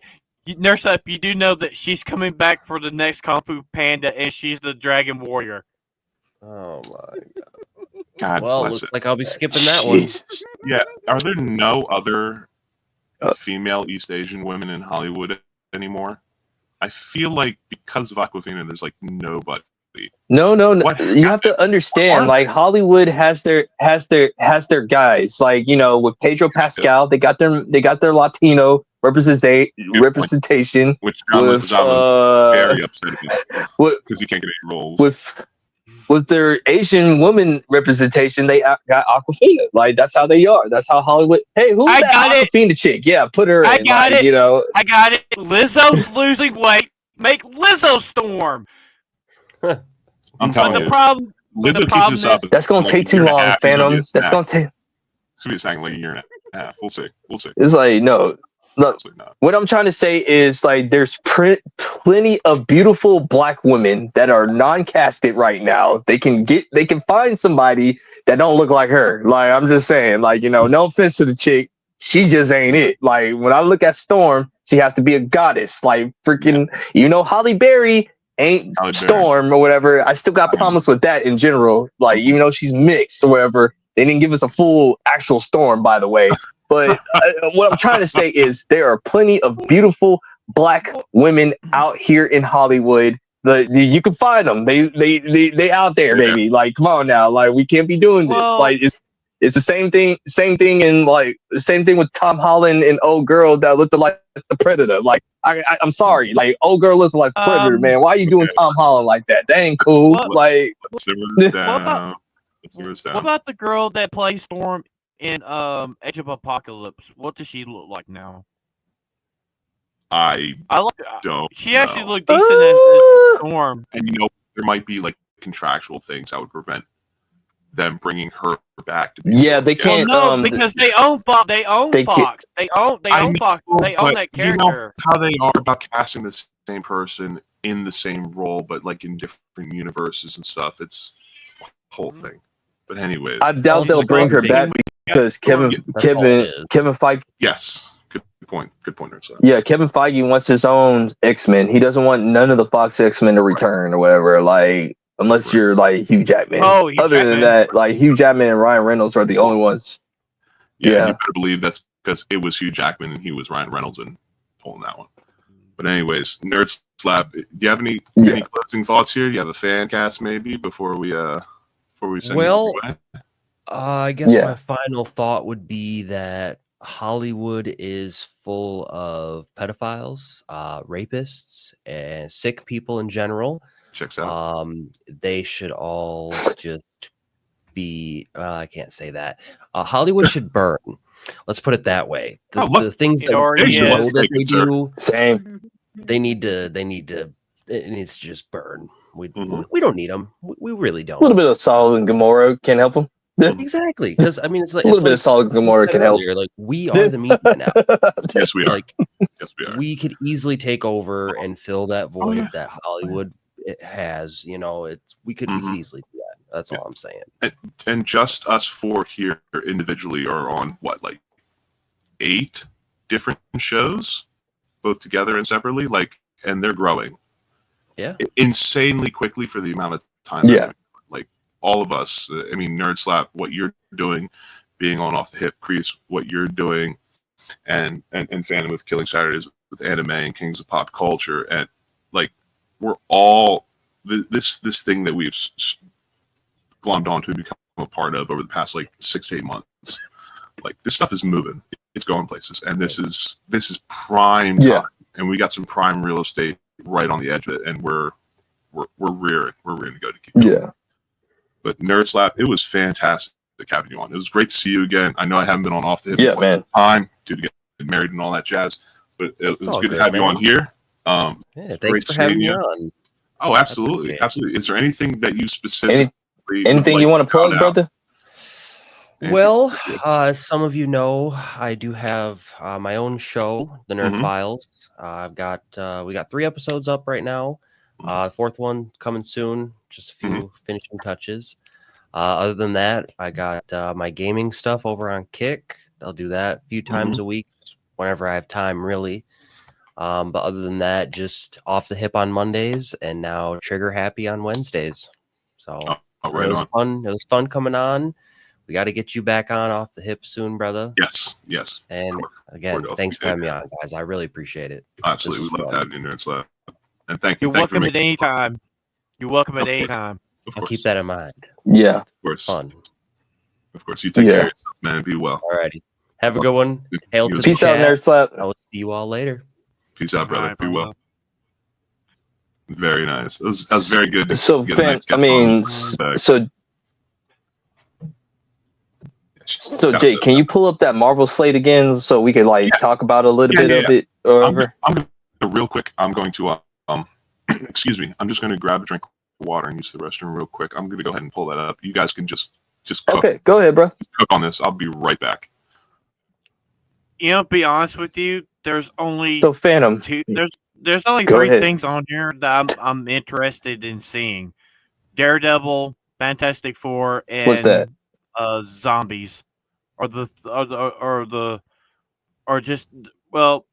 3. That'd be Daredevil, Fantastic Four, and the Marvel Zombies are really the only 3 things I want to see. Everything else I don't. Just don't. Yeah. I only be honest with you. I just only want to watch the Daredevil show. I don't care about none of these other ones, brother. Like the Daredevil show is the only thing that I care about. Daredevil, born again. I mean, for me, we saw the leak footage. We saw the leak footage. Yeah. Of Fantastic Four, and it looked decent. It actually did look decent. But we haven't got a full trailer yet, which we probably get it right around Super Bowl. Last week we watched the trailer for the Spider-Man, which was totally fucking retarded. We've seen the trailer for Brave New whatever. Red Hulk's gonna be retarded. Thunderbolts, I might give it a chance. Ironheart can go straight to hell. I do not know what's coming out on August 6th. I don't know what that is. That's the zombie. I think that's the zombies. No, Zombie is October 3rd. Wait, no, I think that's the new Wakanda show that's gonna be coming out. However, why? Wonder Man's just DEI race swap. DOA. Bullshit. It's gonna be Deal. most needs to be DOA, 100%. Yeah, I just don't. I don't. Yeah, Marvel is like weak.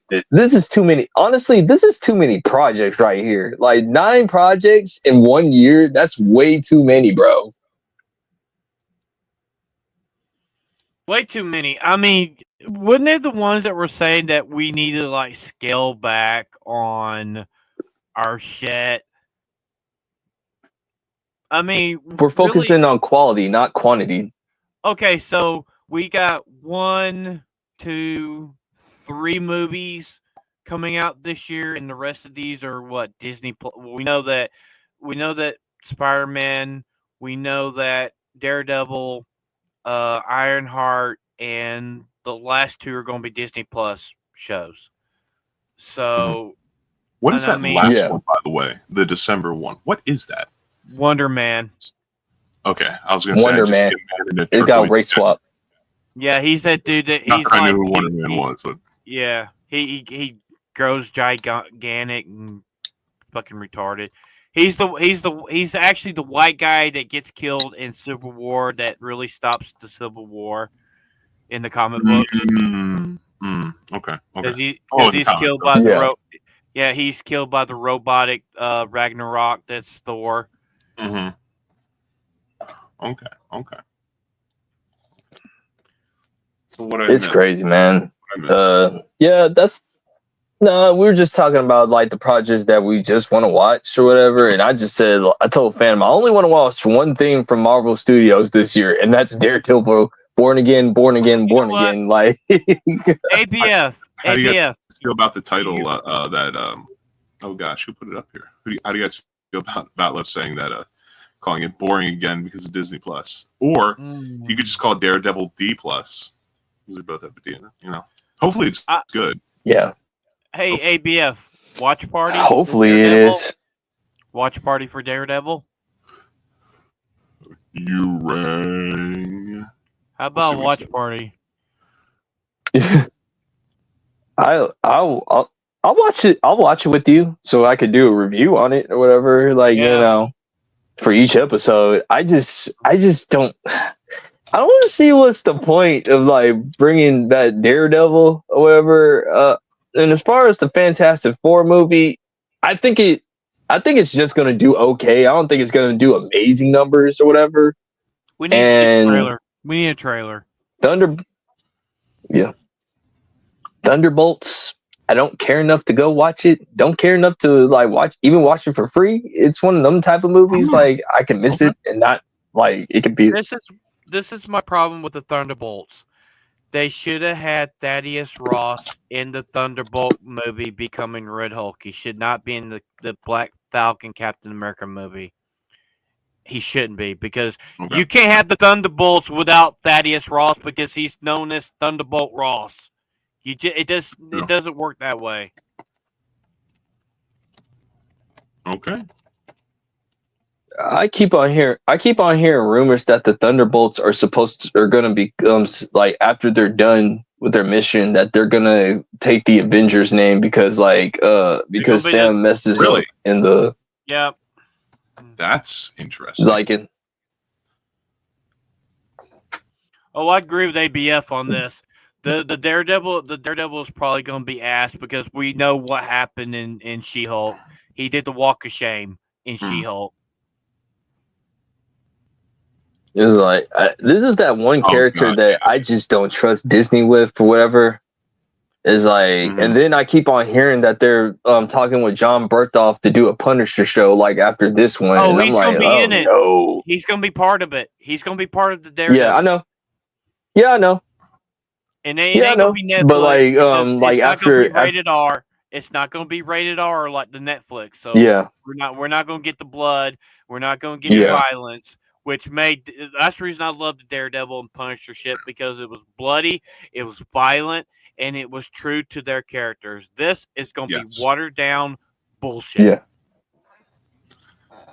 And that's like you're going to get like a little bit of blood, but you're not going to get like a whole bunch like you think you were going to get in. You're not going to get Daredevil. Because remember, I want. Yeah. I want people to remember, like, Echo. Yeah, the show that nobody didn't hear about like last year or whatever, like was considered a mature MA show. And when it went way off the reservation, didn't have a leg to stand on. Barely a lot of people didn't hear about it. Yeah, it's like, basically with that show, like there was hardly no violence whatsoever, and like there was no blood anywhere, and it was a mature show. Mm-hmm. I genuinely don't even remember what that was about. I know the main actress was deaf, and she used echolocation. That was the thing, but I don't remember the premise. No, they didn't even use her real powers that she was supposed to get in the comic books. Her powers her powers is she had a whole bunch of girl bosses that were part of her ancestry, gave her powers. That's how she got her powers. Like genetically? That ain't the character. That spirits. It ain't her character. What? Oh god. Oh my god. Whatever. Her character is supposed to mimic anybody, like pretty much. Like it sounds really interesting. If you can mimic literally anybody, you can do a lot of stuff with that. My god. She's the female version. And they didn't. She's the female version of Taskmaster. I see. And we know what they did with Taskmaster. Interesting. Like Taskmaster's thing is like once he like interacts with you, he knows how to do your thing. So if you like hold back and you really know what you're doing, you can kind of surprise him with something. But only Deadpool. That's too interesting. He could not fight Deadpool because Deadpool was too unpredictable. Right, So he could break that fourth wall and jump all over the panels and stuff. Yeah, which that is also really interesting as a premise. It's unique, and like Chris is saying, they didn't even use what unique powers she had in the show, and so at that point, what are you doing? Just pushing something out for people watching. And also, so Jake, she kills Kingpin, and yet Kingpin's alive in Daredevil, and he's supposed to be mayor of New York. What? Yeah. Yeah, Chris, what's up? Look, I was gonna say, can you pull up that Prime slide for me? Like we could talk about the Prime TV shows that coming up. You got it. Let's see what we got here. Let's zoom this in a little bit. There's more here. Okay. So we can all so the only show that's gonna only be worth the damn is Invincible season 3. The rest of them can all burn in hell, except for Creed. No. Except for Creed, the animated series. I'm interested in that one. So these are all television, correct? These are all television. Yeah. Okay. Yeah, that's all television. And I'm noticing all some television. older properties as well. Like there's obviously more Amazon shows are getting more seasons. Like you said, Invincible. The Boys is getting another season. Fallout's getting another season. Reacher's good. I'm looking. I hope But then I hope Homelander wins the White House. Oh, dude. They're gonna ruin God of War. They're gonna ruin God of War, Mass Effect. And these are the next two things I was going to point out. Is one, they're reaching out to older IPs, like they're doing a Girl with the Dragon Tattoo show. That's interesting. They're continuing Wheel of Time. I can't even watch that movie, bro. That movie can be a rough watch, I'll tell you. You know, I know there's been a lot of you know what scene I'm talking about? Okay. Yes, believe me, I know what you're talking about. I couldn't watch it, bro. It was too much for me, man. I was like, that scene took way too long, and it was like really disgusting and disturbing, bro. It can take a lot out of him, man. Yeah. Yeah. And I know that there's been a lot of talk and a lot of back and forth with Warhammer 40K.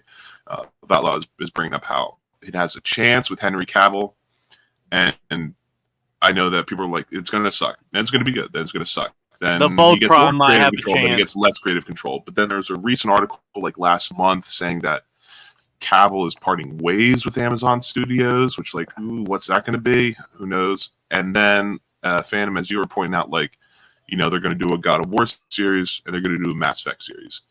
God of War, I don't know as much about either the game or how well it could be done as a show, but Mass Effect is ripe for a show. You could easily do like a Battlestar Galactica style Mass Effect show, but you need good writers.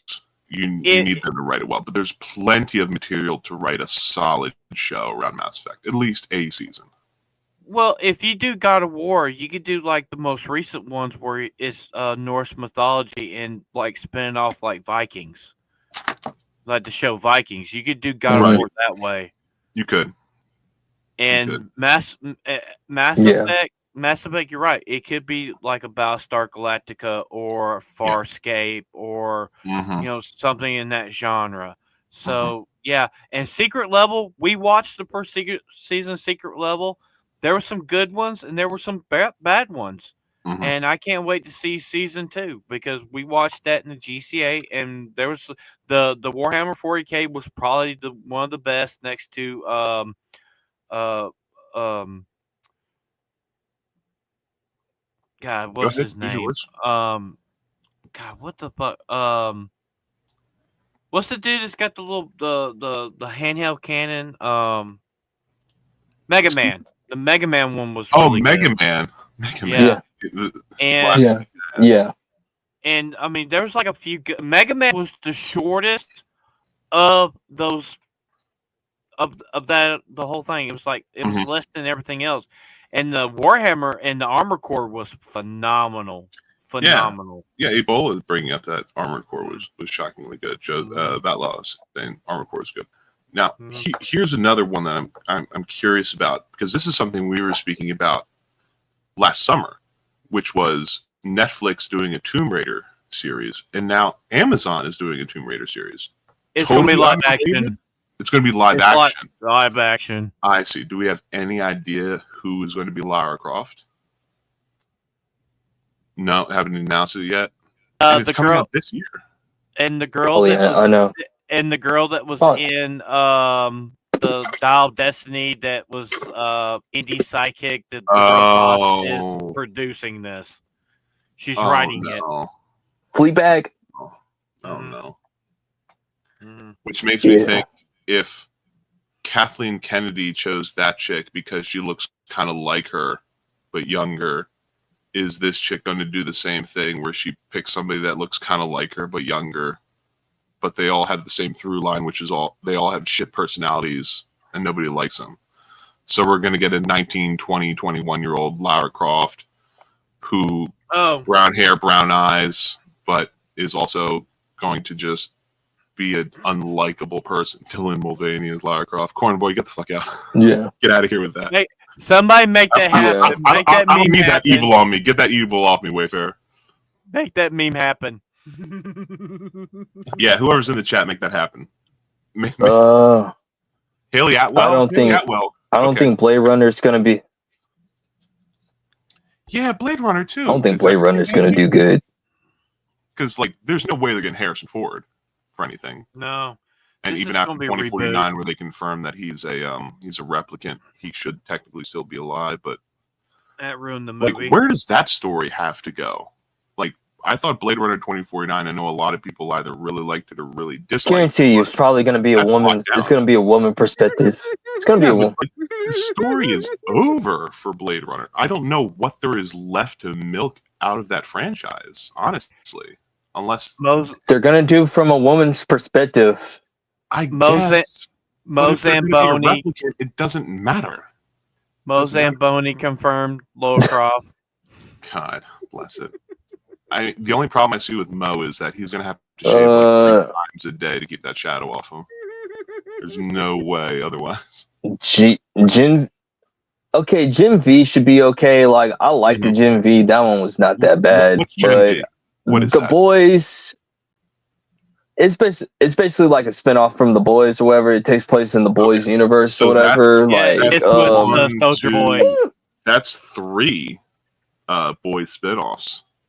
Gen V, Vault Rising, and Mexico. I had no idea that Amazon was really just casting their net this far with The Boys. Well, The Boys The Boys like sucks now because the last season was so bad. It was horrible, man. It like bad. I'm sorry. I told you guys, I told you once, I told you twice. It was the most gayest season of all time. Like that show, it was gay, bro. Like gay. Like it was gay. Like oh my goodness, bro. Like it was beyond gay.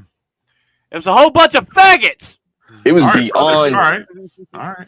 Like, bruh, like for every single scene, there was way too many balls that I did not want to see, bro. Like it was fun. Yeah, I did. And then what they did to Huey, oh my gosh. I felt so bad for Huey, bro. Huey got and then his girlfriend had the nerve to make it Starlight got mad at him because he got by a dude and everything, like, you know. And kind of I think it's crazy, man. Like, missing the point of the show. Like the first season, he was the point of view character. He was the regular guy amongst not only these crazy superheroes, but also the crazy people around him that were his friends. You know, he was just the normal dude. And to take the POV character, he was the sanity, and literally bend him over in front of everybody. Like, oh my god. Good Lord. That was the worst season ever. I will never watch season 4 ever again. No, can't do it. Not even gonna buy it on physical media. There is one that I'm very interested in. That's Spider Noir, because that's Nicolas Cage as Spider-Man. He's playing Spider-Man in that. Really? And it's animated? No, it's live action. And Norman, really, it's gonna be live action. Yeah. Norman showed us the clip of Nicolas Cage in the Spider Noir suit, and it looks phenomenal. He was cool in it, man. Yeah. Okay. And I know he's a big with this one, he loves Superman. He loves Spider-Man. So I feel like he would do well.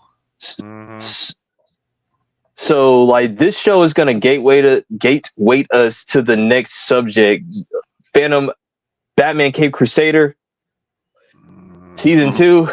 I don't know if I could do it, man. I don't know if I could do it, dog. Like that one right there, like it's not good.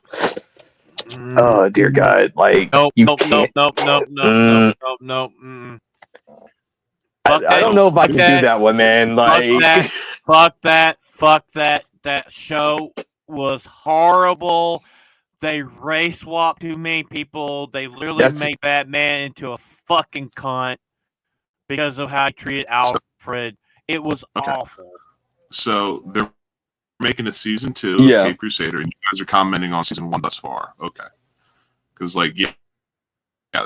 season 1 is what? Okay, season 1 literally could have been just a movie, bro. Like they could have took out some of those episodes and just made a movie out of this. Like, I think the Batman suit looked good. The dude the voice acting of Batman was good, but the rest of it, they race swapped Harley Quinn.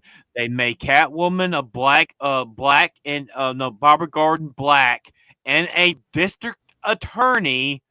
Her father, Jim Gordon, this is supposed to be in the 30s. He's police commissioner, which in reality will have never fucking happened. Right. That's right, because this is a period piece taking place in the 30s, and there's a lot of anachronistic race swaps that don't make any sense. Now, in the show, were there attempts at looking at it through a modern lens? Like, was there a character that had really blatant racism towards a black? There was lesbian scenes in there. A lot of them. Really? Yep. Okay.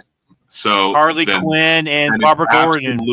Then it absolutely reeks of modernism, going into a period piece and not portraying it through the lens of that time period, but looking at it from our current day and like What makes it- the way people might act. Oh yeah, and they made Penguin into a trans. Yeah, I remember you guys making a big deal about this. So yeah, this is the Penguin. I mean, compare this to what makes it even?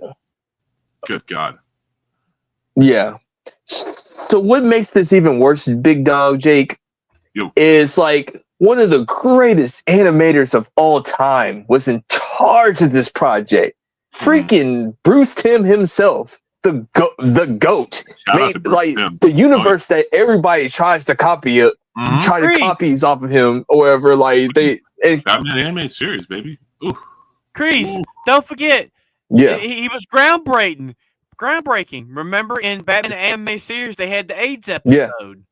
Yeah, and they also were the first anime show to animate on black. No, stay on black paper instead of animating on white, which changed the look of it and like changed animation for a lot.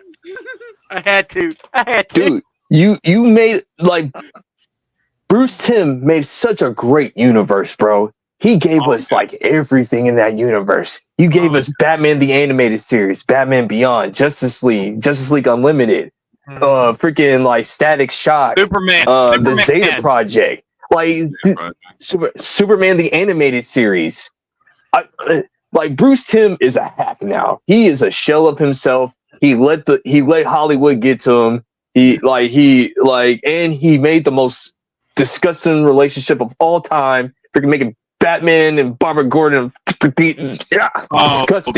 Disgusting. Was he? However, was he the head of when they? He's the one. Killing Joke animated where? Yeah. I did that like 15 minutes at the beginning where he. Where he and he also was part of Batman Ninja, which is god fucking awful. Yeah, that was come on, Kreese. That was disappointing. Batman just wanted to put his bat in the Batcave. I mean. I don't know. It looked like Barbara Gordon really dude, like that. Which is like the power dynamics are way off on that. Also, I'm not normally one to be like, oh. And how old was she supposed to be?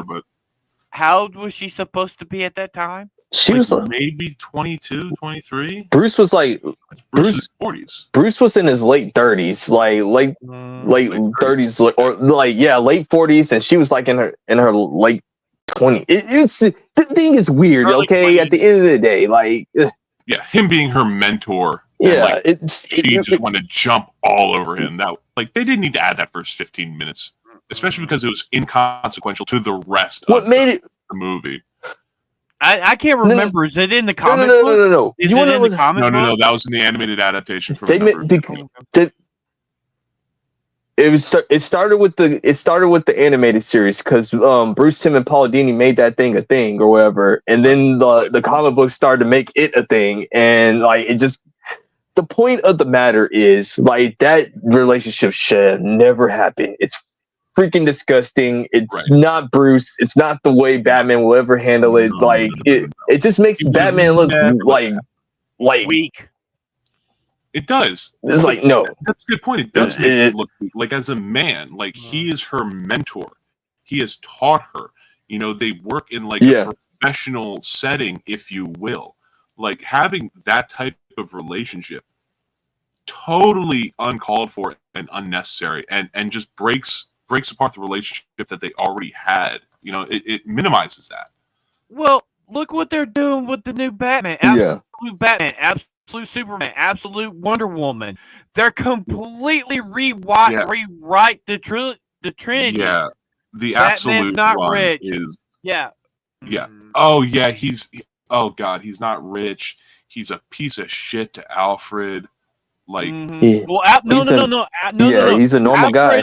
Alfred is not with Bruce. Alfred is an assassin for hire. I thought he worked for like MI6 or something. These new, what? It's so. The thing is, the thing is, with these new Batman comic books or whatever, or like this hatred of Batman, gots to stop. Like, oh, it's because he's rich and he's white and like he's conservative. Yes. It's like, Batman's a first of all, fascist. Batman's Remember not that. conservative. He's like, yeah. No, hold on. Like I laugh when people say that Batman is a conservative. It's freaking hilarious when I hear that. I'm like, he's a conservative? The one that gives away most of his money to the city? The one that like doesn't even like guns? Like that, I don't know any conservative that does that or ever, like, you know, not to generalize or anything. Most of them don't do that. I'm just saying, like, or whatever, like He's not pushing for police reform. He's I don't know, specifically man. doing things he knows the cops won't do. So He's independent. vigilantism, not conservative. Yeah. He's like Priest says, Yeah. a fuck ton of his money goes towards building community centers and libraries and new schools and all that stuff. And he is, you know, you can call, just because a guy is white and has a fuck ton of money doesn't make him a conservative, first off. Second off, the reason Batman is able, from the beginning, the reason that Batman was able to do all the stuff that he does was because he had a tragic backstory where his extremely wealthy father and mother were executed in front of him by some Joe Cool or whatever it is in the story. Joe Chill. Joe Chill, excuse me. I was thinking of the cigarettes, excuse me. Okay, Mr. Husk. Yeah. And he forms himself and molds himself in this crucible of stress and depression and doubt, and turns himself into this mensch of a man, and specifically keeps Wayne Enterprises going so that money can continue to come in for two reasons. One, so that he can get all the best toys he possibly can to do the job the cops aren't doing, number one. And number two, to be the most philanthropic person to have ever existed. That is the opposite of what a conservative, wealthy person would do. Well, I mean, when you look at Batman in that, I mean, he Bruce Wayne is the disguise. Batman is the man. Yes, Batman. Yeah, because when he's at home and he's talking to Alfred, he's not talking to Alfred like the playboy Bruce Wayne. He's talking like brooding Batman, because that's who he is. Mm-hmm. Yeah. He is the knight. That's who he is. And also, like Superman, Clark Kent is the disguise. Diana is the disguise. I would partially disagree with Superman. That's the thing about the Clark DC. Kent is like, because like when he goes back to Smallville, pretty much in every iteration, when he goes back to Smallville, he is himself. He doesn't slump his shoulders or lean over, constantly push up his glasses. He's himself when he's Clark Kent in Smallville, for instance. So I do want to push slightly back against that. He'd be moving tractors with his one hand, like, because what do you need me to put this paw? Yeah, but when the thing is though, when he's around other people, he's like the Clark Kent that everywhere else. It's just at his home. Fair he's enough. Not that way. Fair enough. Yeah. I'll just say this with this series, like the only reason why this is Matt Reeves' only L. I'll say that this is Matt Reeves' only L because he's part of this series. Like, you know, his name is on it, so he got to share a little bit of the credit. But like, you know, this is a J.J. Abrams project anyway. But I'm just saying, like, you know, Matt, like, you know, everybody can have one bad project. He gave us the Zeta project. That was 2 L's. Oh well, that is true. That's 3 strikes. Yeah, Zeta project failed, but I'm just saying, like, you know, yeah, but you know, and also, I didn't like Batman and Harley Quinn. Yeah, that was. Oh, anyway. Real quick. I guess we could just like the last part. Oh, go ahead. I just wanted to say real quick. I might have misheard you or something, but I think before the show, or maybe it was fandom, you guys were. One of you brought something up regarding Matt Reeves, like had opinions about Matt Reeves. Did you guys express all of that just now, or did we miss anything? Because somebody had something to say about Matt Reeves specifically. Okay, so the rumors are that they haven't found a Batman for Brave and the Bold, and Matt Reeves has already established Batman. And the rumors are James Gunn that James Gunn doesn't want to do the Batman Part 2. That's the reason it keeps getting pushed back and pushed back and pushed back. that they might just integrate Batman into the DC universe and make Robert Pattinson the Batman of A different Batman. DCU The as the DCU Batman. Okay. And how do you guys feel about if that were to be the case that I'm Robert fine with Bat would be Batman also? Phantom, you're okay with Chris? What do you think? I'm in the. I am okay with it if Matt Reeves okay with it. You know, I do believe in like you should like let the artists do what they need to do or whatever. And the way Matt Reeves was answering the questions when they were asking him about the Batman projects, it seemed like, you know, he was excited. He said like, well, I don't know about that project or whatever, but I'm just focusing on doing the Batman Part 2. We are filming this year, so you know, listen, I'm just gonna keep it a buck. I think they're waiting on Superman. They're trying to see how Superman does, and if Superman does good, they're bringing in the Batman. It's like, because let's keep it a buck. The Batman makes money. The Batman like was one of the few projects that made a lot of money. And then, you know, we'll talk about our last subject with the Golden Globes with Colin Farrell. The Penguin won awards too, and you know, David Zaslav already said that he doesn't want two Batmans, and neither does James Gunn, because they canceled Superman and Lois because they don't want two Supermans because it costs too much money. So David Zaslav, smart businessman, probably just looked at James Gunn when the Penguin did good and like the ratings were up. He looked at the numbers, crunching the numbers, because Warner Brothers is like $50 billion in debt. Probably called up James Gunn saying like, "Hey, it's that Penguin show inside your universe." James Gunn, this is just on top of my head. I don't know if this actually happened or not. This is speculation. Probably said like, "No, sir, like it's not part of my universe. I'm kind of doing my own thing." Well, guess what? It's part of your universe. I don't care what you got to do.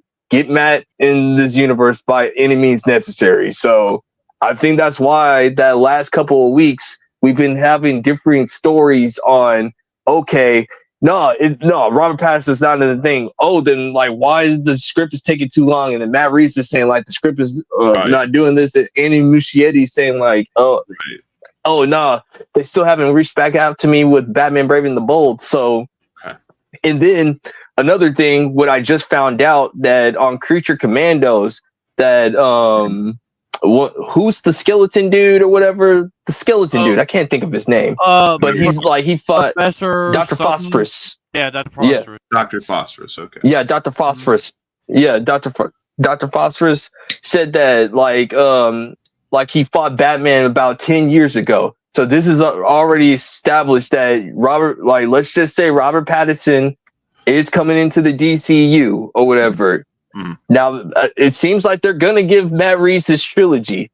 I think what's finna happen is they're going to let Matt Reeves do his trilogy, but he wants to be in charge of anything Batman related. So I think we might get the Batman Brave and the Bold. Instead of using Andy Muschietti, they're going to use Matt Reeves to do the Brave and the Bold because, like, I mean, because he knows the character. He knows what to do with the character. He's a huge Batman fan. Like he even has a Batman mug. Like he knows the comic books. Now I don't agree with him with this Riddler take, but you know, hey, we're all nerds about this thing. We're all not going to agree on it, but you know, that's how I feel about that. You know, Phantom, do you have anything? Yeah. I'll be honest with you. I like the Batman. I think the Riddler is the one thing that I did not like because it's Jake and Logan Paul combined, and he was in a gimp suit. Yeah, and that's a pretty common sentiment, is that the Batman was like 99% good. The Riddler stuff was like not a lot of riddles, honestly, and also the trash bag weird thing. Yeah, Penguin was probably the highlight of the movie. Penguin stole the show. Penguin. That's the reason why he got a show. And speaking of Penguin, as Chris teed us up for, I mean, here it is right here. We have the, just quick 20 seconds of Colin Farrell reacting to winning the Golden Globe for the Penguin. So let's just play this real quick. Let's see how this goes. Yes. Rip it. I did it. Rip it, baby. I did it. Colin Farrell, the Penguin. So, yes. He didn't think he was going to win every last minute of it. Nope. And there's a thing about somebody said that he didn't believe he was going to win it. And 3 hours. Dude, 3 hours of like makeup. he did so every good day. as Oz, man. Like, Yeah, dude. yeah, he did so good as Oz. I know you guys watched it. I know there was a number of weeks where you guys were reviewing each episode. My mom, as I told you guys at the time, my mom was watching it, and so I was catching it here and there. And what I was able to watch of it, like it seemed like it was really, really good. And him playing him as Oswald It's worth it, man. Ooh, apparently he was very, very good. Yeah. He deserves that. Guys, we got to do this. We got to do this. For fuck's sakes, cancel Disney Plus. Cancel Disney Plus. We do it better than the GCA, baby. Already did, man. No, I don't want no beef with the GCA. We're all homies here. You know, we're all like this. No beef. No beef. For myself, I mean, they did Sophia. What's her name in there? Sophia. Christina Milioti. Yeah. Date her dirty. She should have won for Penguin. She should have had. Ours is better. Yeah. Yeah. Ours is better. Take it out. Like I said, no beef. We're not infringing. No beef. I mean, didn't Zoe Saldana won instead of her? Yeah. Yeah, she did. What was Zoe Saldana doing? Yeah. Was she in a show? I think she had the best actress or whatever. She was in a Tyler Sheridan show, I think, or whatever. Oh, okay. I'm not sure what show it was. That's pretty indie. But yeah, this year's Golden Globes was pretty good. Like freaking like Shogun, the Shogun cast swept like all three of the one awards or whatever. Like that was pretty dope or whatever. Yeah. Yuka Tsunoda got his first ever Golden Globe by playing. He deserved it, man. He was great in that show. Who was he playing? Who was he playing? Like, what was he was the Emperor. Character? He was playing that. Okay. Was he Oda Nobunaga? Yeah, he was the Emperor. Okay. Yeah. Where's the beef? Hell yeah. Where's the beef? And you know what? Yeah. He did really good. And as far as like a show that just came out of nowhere, an actor, I mean, I know the actor didn't come out of nowhere, but the role just coming out of nowhere and just being off the rip, just fantastic. Shogun, absolutely killed it. Absolutely killed it. Absolutely killed it. He killed it. Mm-hmm. Yeah. Oh. And then the actress, the female that won the best actress for Shogun, like she killed it. She was really great at her role. And then the best male supporting actor for like a drama series, like he killed it too, or whatever. Yeah, that whole entire cast. Like, if you guys haven't watched Shogun, watch that, man. It's a great show. However, it's like really good. Or I guess we could do a quick run through of the winners real quick. I mean, best television series, Shogun won its winner. Musical comedy was Hacks, never heard of it. Best television limited series, anthology, Baby Reindeer. Here we go. Best performance by an actor, Hiroyuki Sanada from Shogun. Actress, Anna Sawai in Shogun. There you go. Jeremy Allen White from The Bear. I hear The Bear is actually kind of good. Gene Smart from Hacks. Yeah, The Bear is good. The Bear is supporting good. Actress again, Tabanobu Asano in Shogun as well. Apparently, Baby Reindeer in Shogun really did it. Best performance by an actor, Colin Farrell, limited series. Actress, Jodie Foster in that season of True Detective, which was not very good, but yeah, she got robbed. The rest of the Christina Milioti should have won. Yeah, she should have. Demi Moore did good. Demi Moore got her a Golden Globe, whatever, with Substance. She did good. Which Anna had me watch. Yeah, she did good while we were It's we were honeymooning. It's creepy, man. Insane. It was insane. I thought I thought the cinematography was fantastic, and Demi Moore did a fantastic job. The makeup on her, makeup on her was. It gave me chills. I've seen it, dude, and I was like, I didn't know if I wanted to throw up. Dude, the makeup scene. Oh my god! Oh yeah, Jake, you know what I'm talking about with the makeup scene when she's getting ready, and then she's like wiping it off and wiping it off and wiping it off. I was like, oh, ooh. yeah. Yeah, So that movie. Just the thing about the substance is what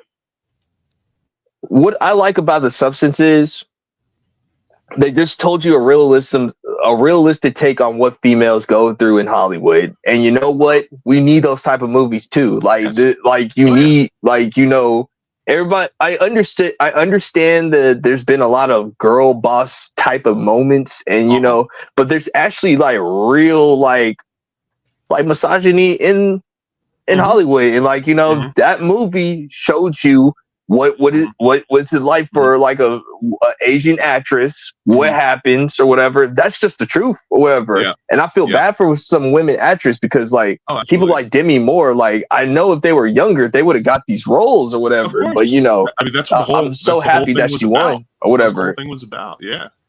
And I don't know if Isaac is in the chat right now, but it's like shout out to Dennis Quaid. Dennis Quaid did Reagan last year, the biopic.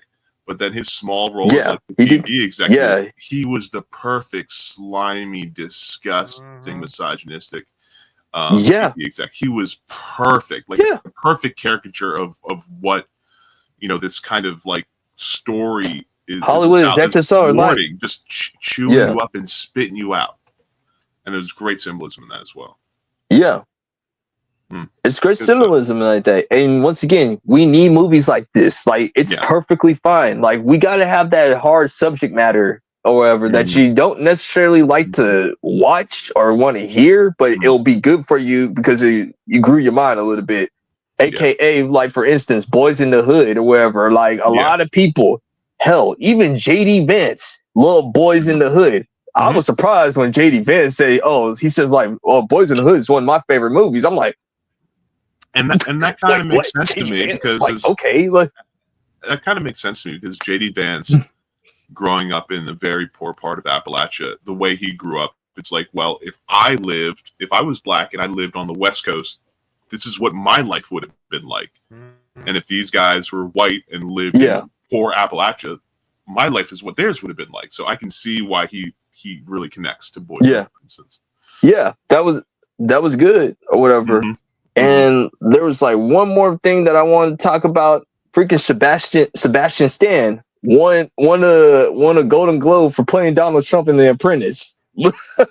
And I bet Hollywood was pissed about that. They were. So there was a clip of Anthony Mackie. Anthony Mackie was trying to like congratulate him, and fucking Harrison Ford wasn't having it. Oh, come on! What was Harrison Ford announcing it and was like preventing Anthony Mackie from getting in? Like, Harrison Ford, what are you doing? I know you're a big guy, but like Anthony Mackie and Sebastian Stan are homies. Yeah, they've done tons of movies together. They did a show together. Like, come on. And I know Anthony Mackie. Anthony Mackie even said, "We both won. We both won." Like, oh yeah, that's his homie. That's his brother right there, Sebastian. And Anthony Mackie doesn't put up with a lot of BS either. Like, I've seen him in interviews with like a lot of ladies on television shows. She needs to be in the kitchen making me a sandwich. Straight up, just like giving him answers, and they're like, "Excuse me," and he's like, "Yeah, I said what I said." It's like, amen to you, bro. Yeah, absolutely. You need to make Daddy a sandwich. Like, that's right. I don't think that's a big ask, honestly. I'm out there busting my ass, making all this money. If you're going to be at home, you can make a sandwich. It's not that hard. Yeah. But yeah, I mean, give a quick shout out to Anna. That's about it for tonight. And after we were married, she offered to make me sandwiches, and they were very good sandwiches, and they were so nice. Good. I was so thankful. Like, I think one of them, smart man. One of them, I think I genuinely even cried over because it tasted so good, and like she just made it apropos of nothing while I was drunk, and like she presented me this beautiful toasted sandwich. I think I literally cried. I was so happy. You know what? I'm so happy about it. Anna, I love you so much, baby. It's like this. Jake's gonna be that guy that walks by Anna while she's cooking. He'll smack her on the ass. She'll be all frustrated with him, and then when he walks by and he doesn't do it, she'll be like sticking her butt out. Why ain't you smacking my butt, honey? How did you know, Phantom? How did you know? Stop it. Wow. Okay. Like anyway. That just got clipped. All right. Yeah. Someone will check the VOD. They'll clip it. Okay. Whatever. Fine. Let's just go ahead and wrap it up. Like we're hitting the time.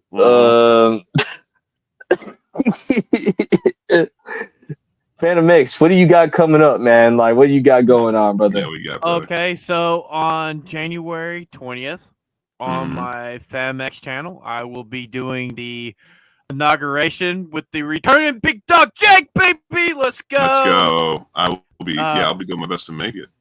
And I got Killing Saturday Nights with Anime this Saturday night. Have no clue what we're going to talk about.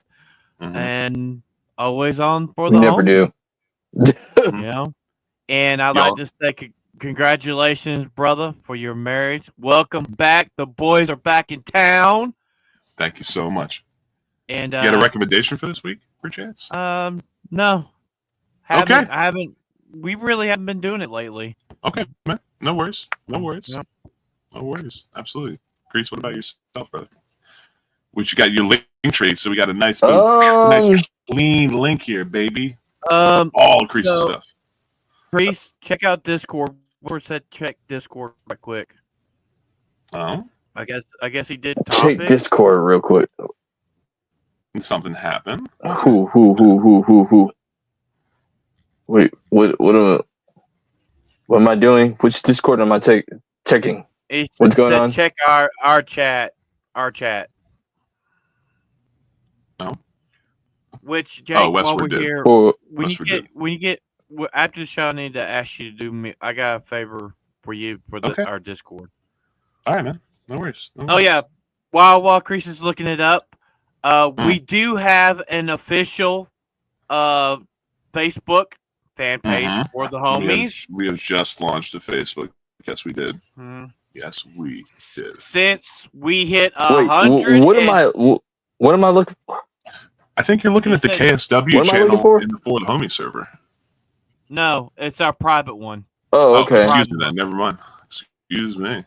So, we hit 110 subscribers today. And so the Facebook has been sitting there. I was just waiting on launching it. We on the road to 125 subscribers. And we'd like to thank everybody for coming in for these last few months. You guys, we love you guys. You know, if you know people that like what we talk about, want to have a good time, show the stream. Yeah, shout us out. Right. For the homies, show it to your friends. Show it to your friends. You got your friends over for dinner or watch something. Put something on in the background. Put us up. Thursday night, why not? We can entertain people around our age for a couple hours. Still trying. Be difficult. I have no idea what. Oh, okay. It's nothing too big. It's I don't know. Listen, this is what I'm plugging. Like, they got the episode kind of ready or whatever for KSW or whatever. But for the most part, yeah, I'm gonna be at KSW. Definitely. I'm supposed to be like maybe doing a video with my boy Adam or whatever like this Saturday. I don't know what we're gonna be talking about. And then I think I'll be joining you guys on January 20th. I'm not sure or whatever. Like I'll be out there for inauguration day. The Commander-in-Chief, the GOAT, Mr. Donald Trump will be elected in. And yeah, for the Homies podcast, and then hey, it's gonna be MegaCon, and the Homies is coming to MegaCon. I already got the airplane tickets. I'm so excited. We've been to the GCA, and for the Homies, it's been a party. We gonna party like it's 1999. And guess what? 100. I believe we could get 120 subscribers by next month. I really believe it. We can do this thing. Also, 200 by the end of the year. Also, if you guys did not watch Sunday nights on Westward's channel, we had Drunk 3PO, and good conversation. We have it locked in sometime after MegaCon. Drunk 3PO is going to be on the Homies. I'm not sure. Gonna be here, baby. Hopefully. Listen, we're not sure. Sometime after. Sometimes after Americon. I don't know. Yep. Yeah. So I'm gonna see what I can do. Well, I'm gonna work a miracle, baby. But let's go. We gotta get up out of here. Let's go. As our PR man, Chris, you're the man to do it. And obviously for myself, guys, you know who I am. I know I've been gone for some time, but I am Big Dog Jake, BiggDoggJake. I am a professional, though occasional VOA. I am a political writer for hire. I won't write for communists though, because fuck them. I love video games. I love metal music. I'll talk to anyone about them. As you can see, I'm back. I'm back and I'm married. I'm married to the love of my life, Anna. Anna, I love you, baby. I'm back with the homies, doing this for the homies, Thursdays, 9 p.m. Eastern Standard Time. Depending on how busy things look going forward, I might or I might not go speak with ABF and Norman and NerdSlap about getting a seat back on Off the Hip on Mondays. Maybe, I don't know. I do know that I kind of have like an invitation to come back, if you will. I don't want to unless I know I'm going to be able to make it every week. I don't want to be sporadic like I was before. So maybe that, but definitely here. I'll be doing my best, and I've already spoken to my wife about it, doing my best to make sure that every week I am here. Absolutely. And as you guys know, all my links are around. Thank you, Fan, for getting rid of them, but all my links are in my link tree. You can find my X or Twitter. You can find my Instagram. You can hit me up on Discord. Obviously, you can find me here on this channel. And guys, I just want to say, you, Crease, you, Phantom, you guys, the way you've been growing the channel, the way you guys have been holding it down, I'm really proud of you guys. And I'm really happy to see what you guys have been doing with it. I want to give some special shout outs to Liquid Ebola, to Sophie, to Isaac, to Vagabond, everybody who's been guest starring, everybody who's assisting with the server or the stream or coming on to the shows while I've been gone, while I've been getting married, while I've been really busy. Just thank you all so very much. Like genuinely, you kept these two guys sane. You kept these two guys going. And I'm so glad that I came back when I did. I'm genuinely happy to be back. And because you guys haven't done it in a while, but I was ready for it, I do have a recommendation. And this week, my recommendation is the 2006 All That Remains album, The Fall of Ideals. I must have listened to this album while I was in Florida those 2 weeks I must have listened to it 10 times over at least. And there's a number of songs there that I love very much. One was even played during our wedding ceremony off this album.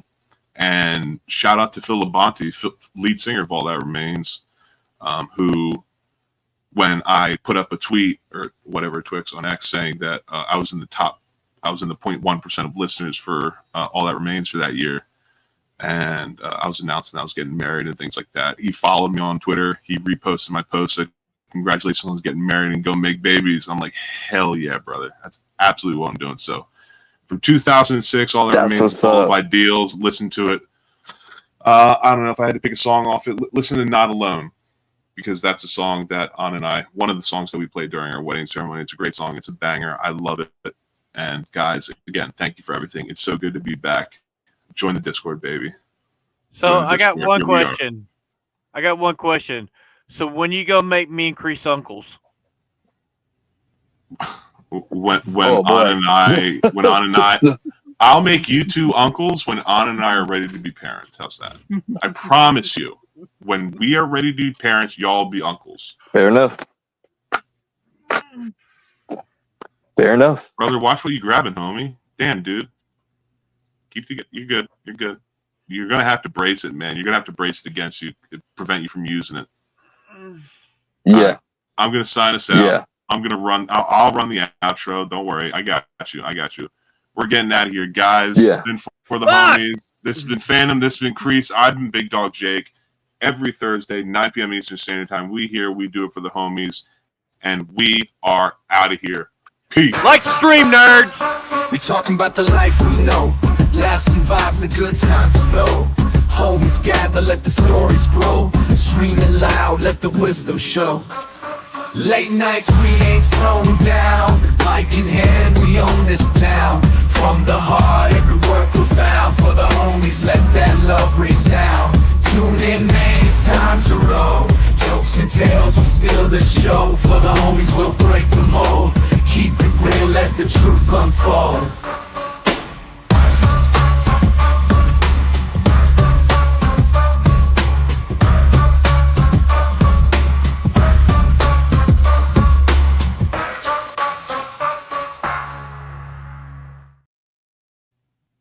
I couldn't get Fan to cut the stream. Oh, I thought you were doing it. I can't do it. I said I was going to roll the outro. Oh, Still here, get in the Discord. bad. Like the stream nerds. Like stream See ya. nerds. Peace out. Post credit scene.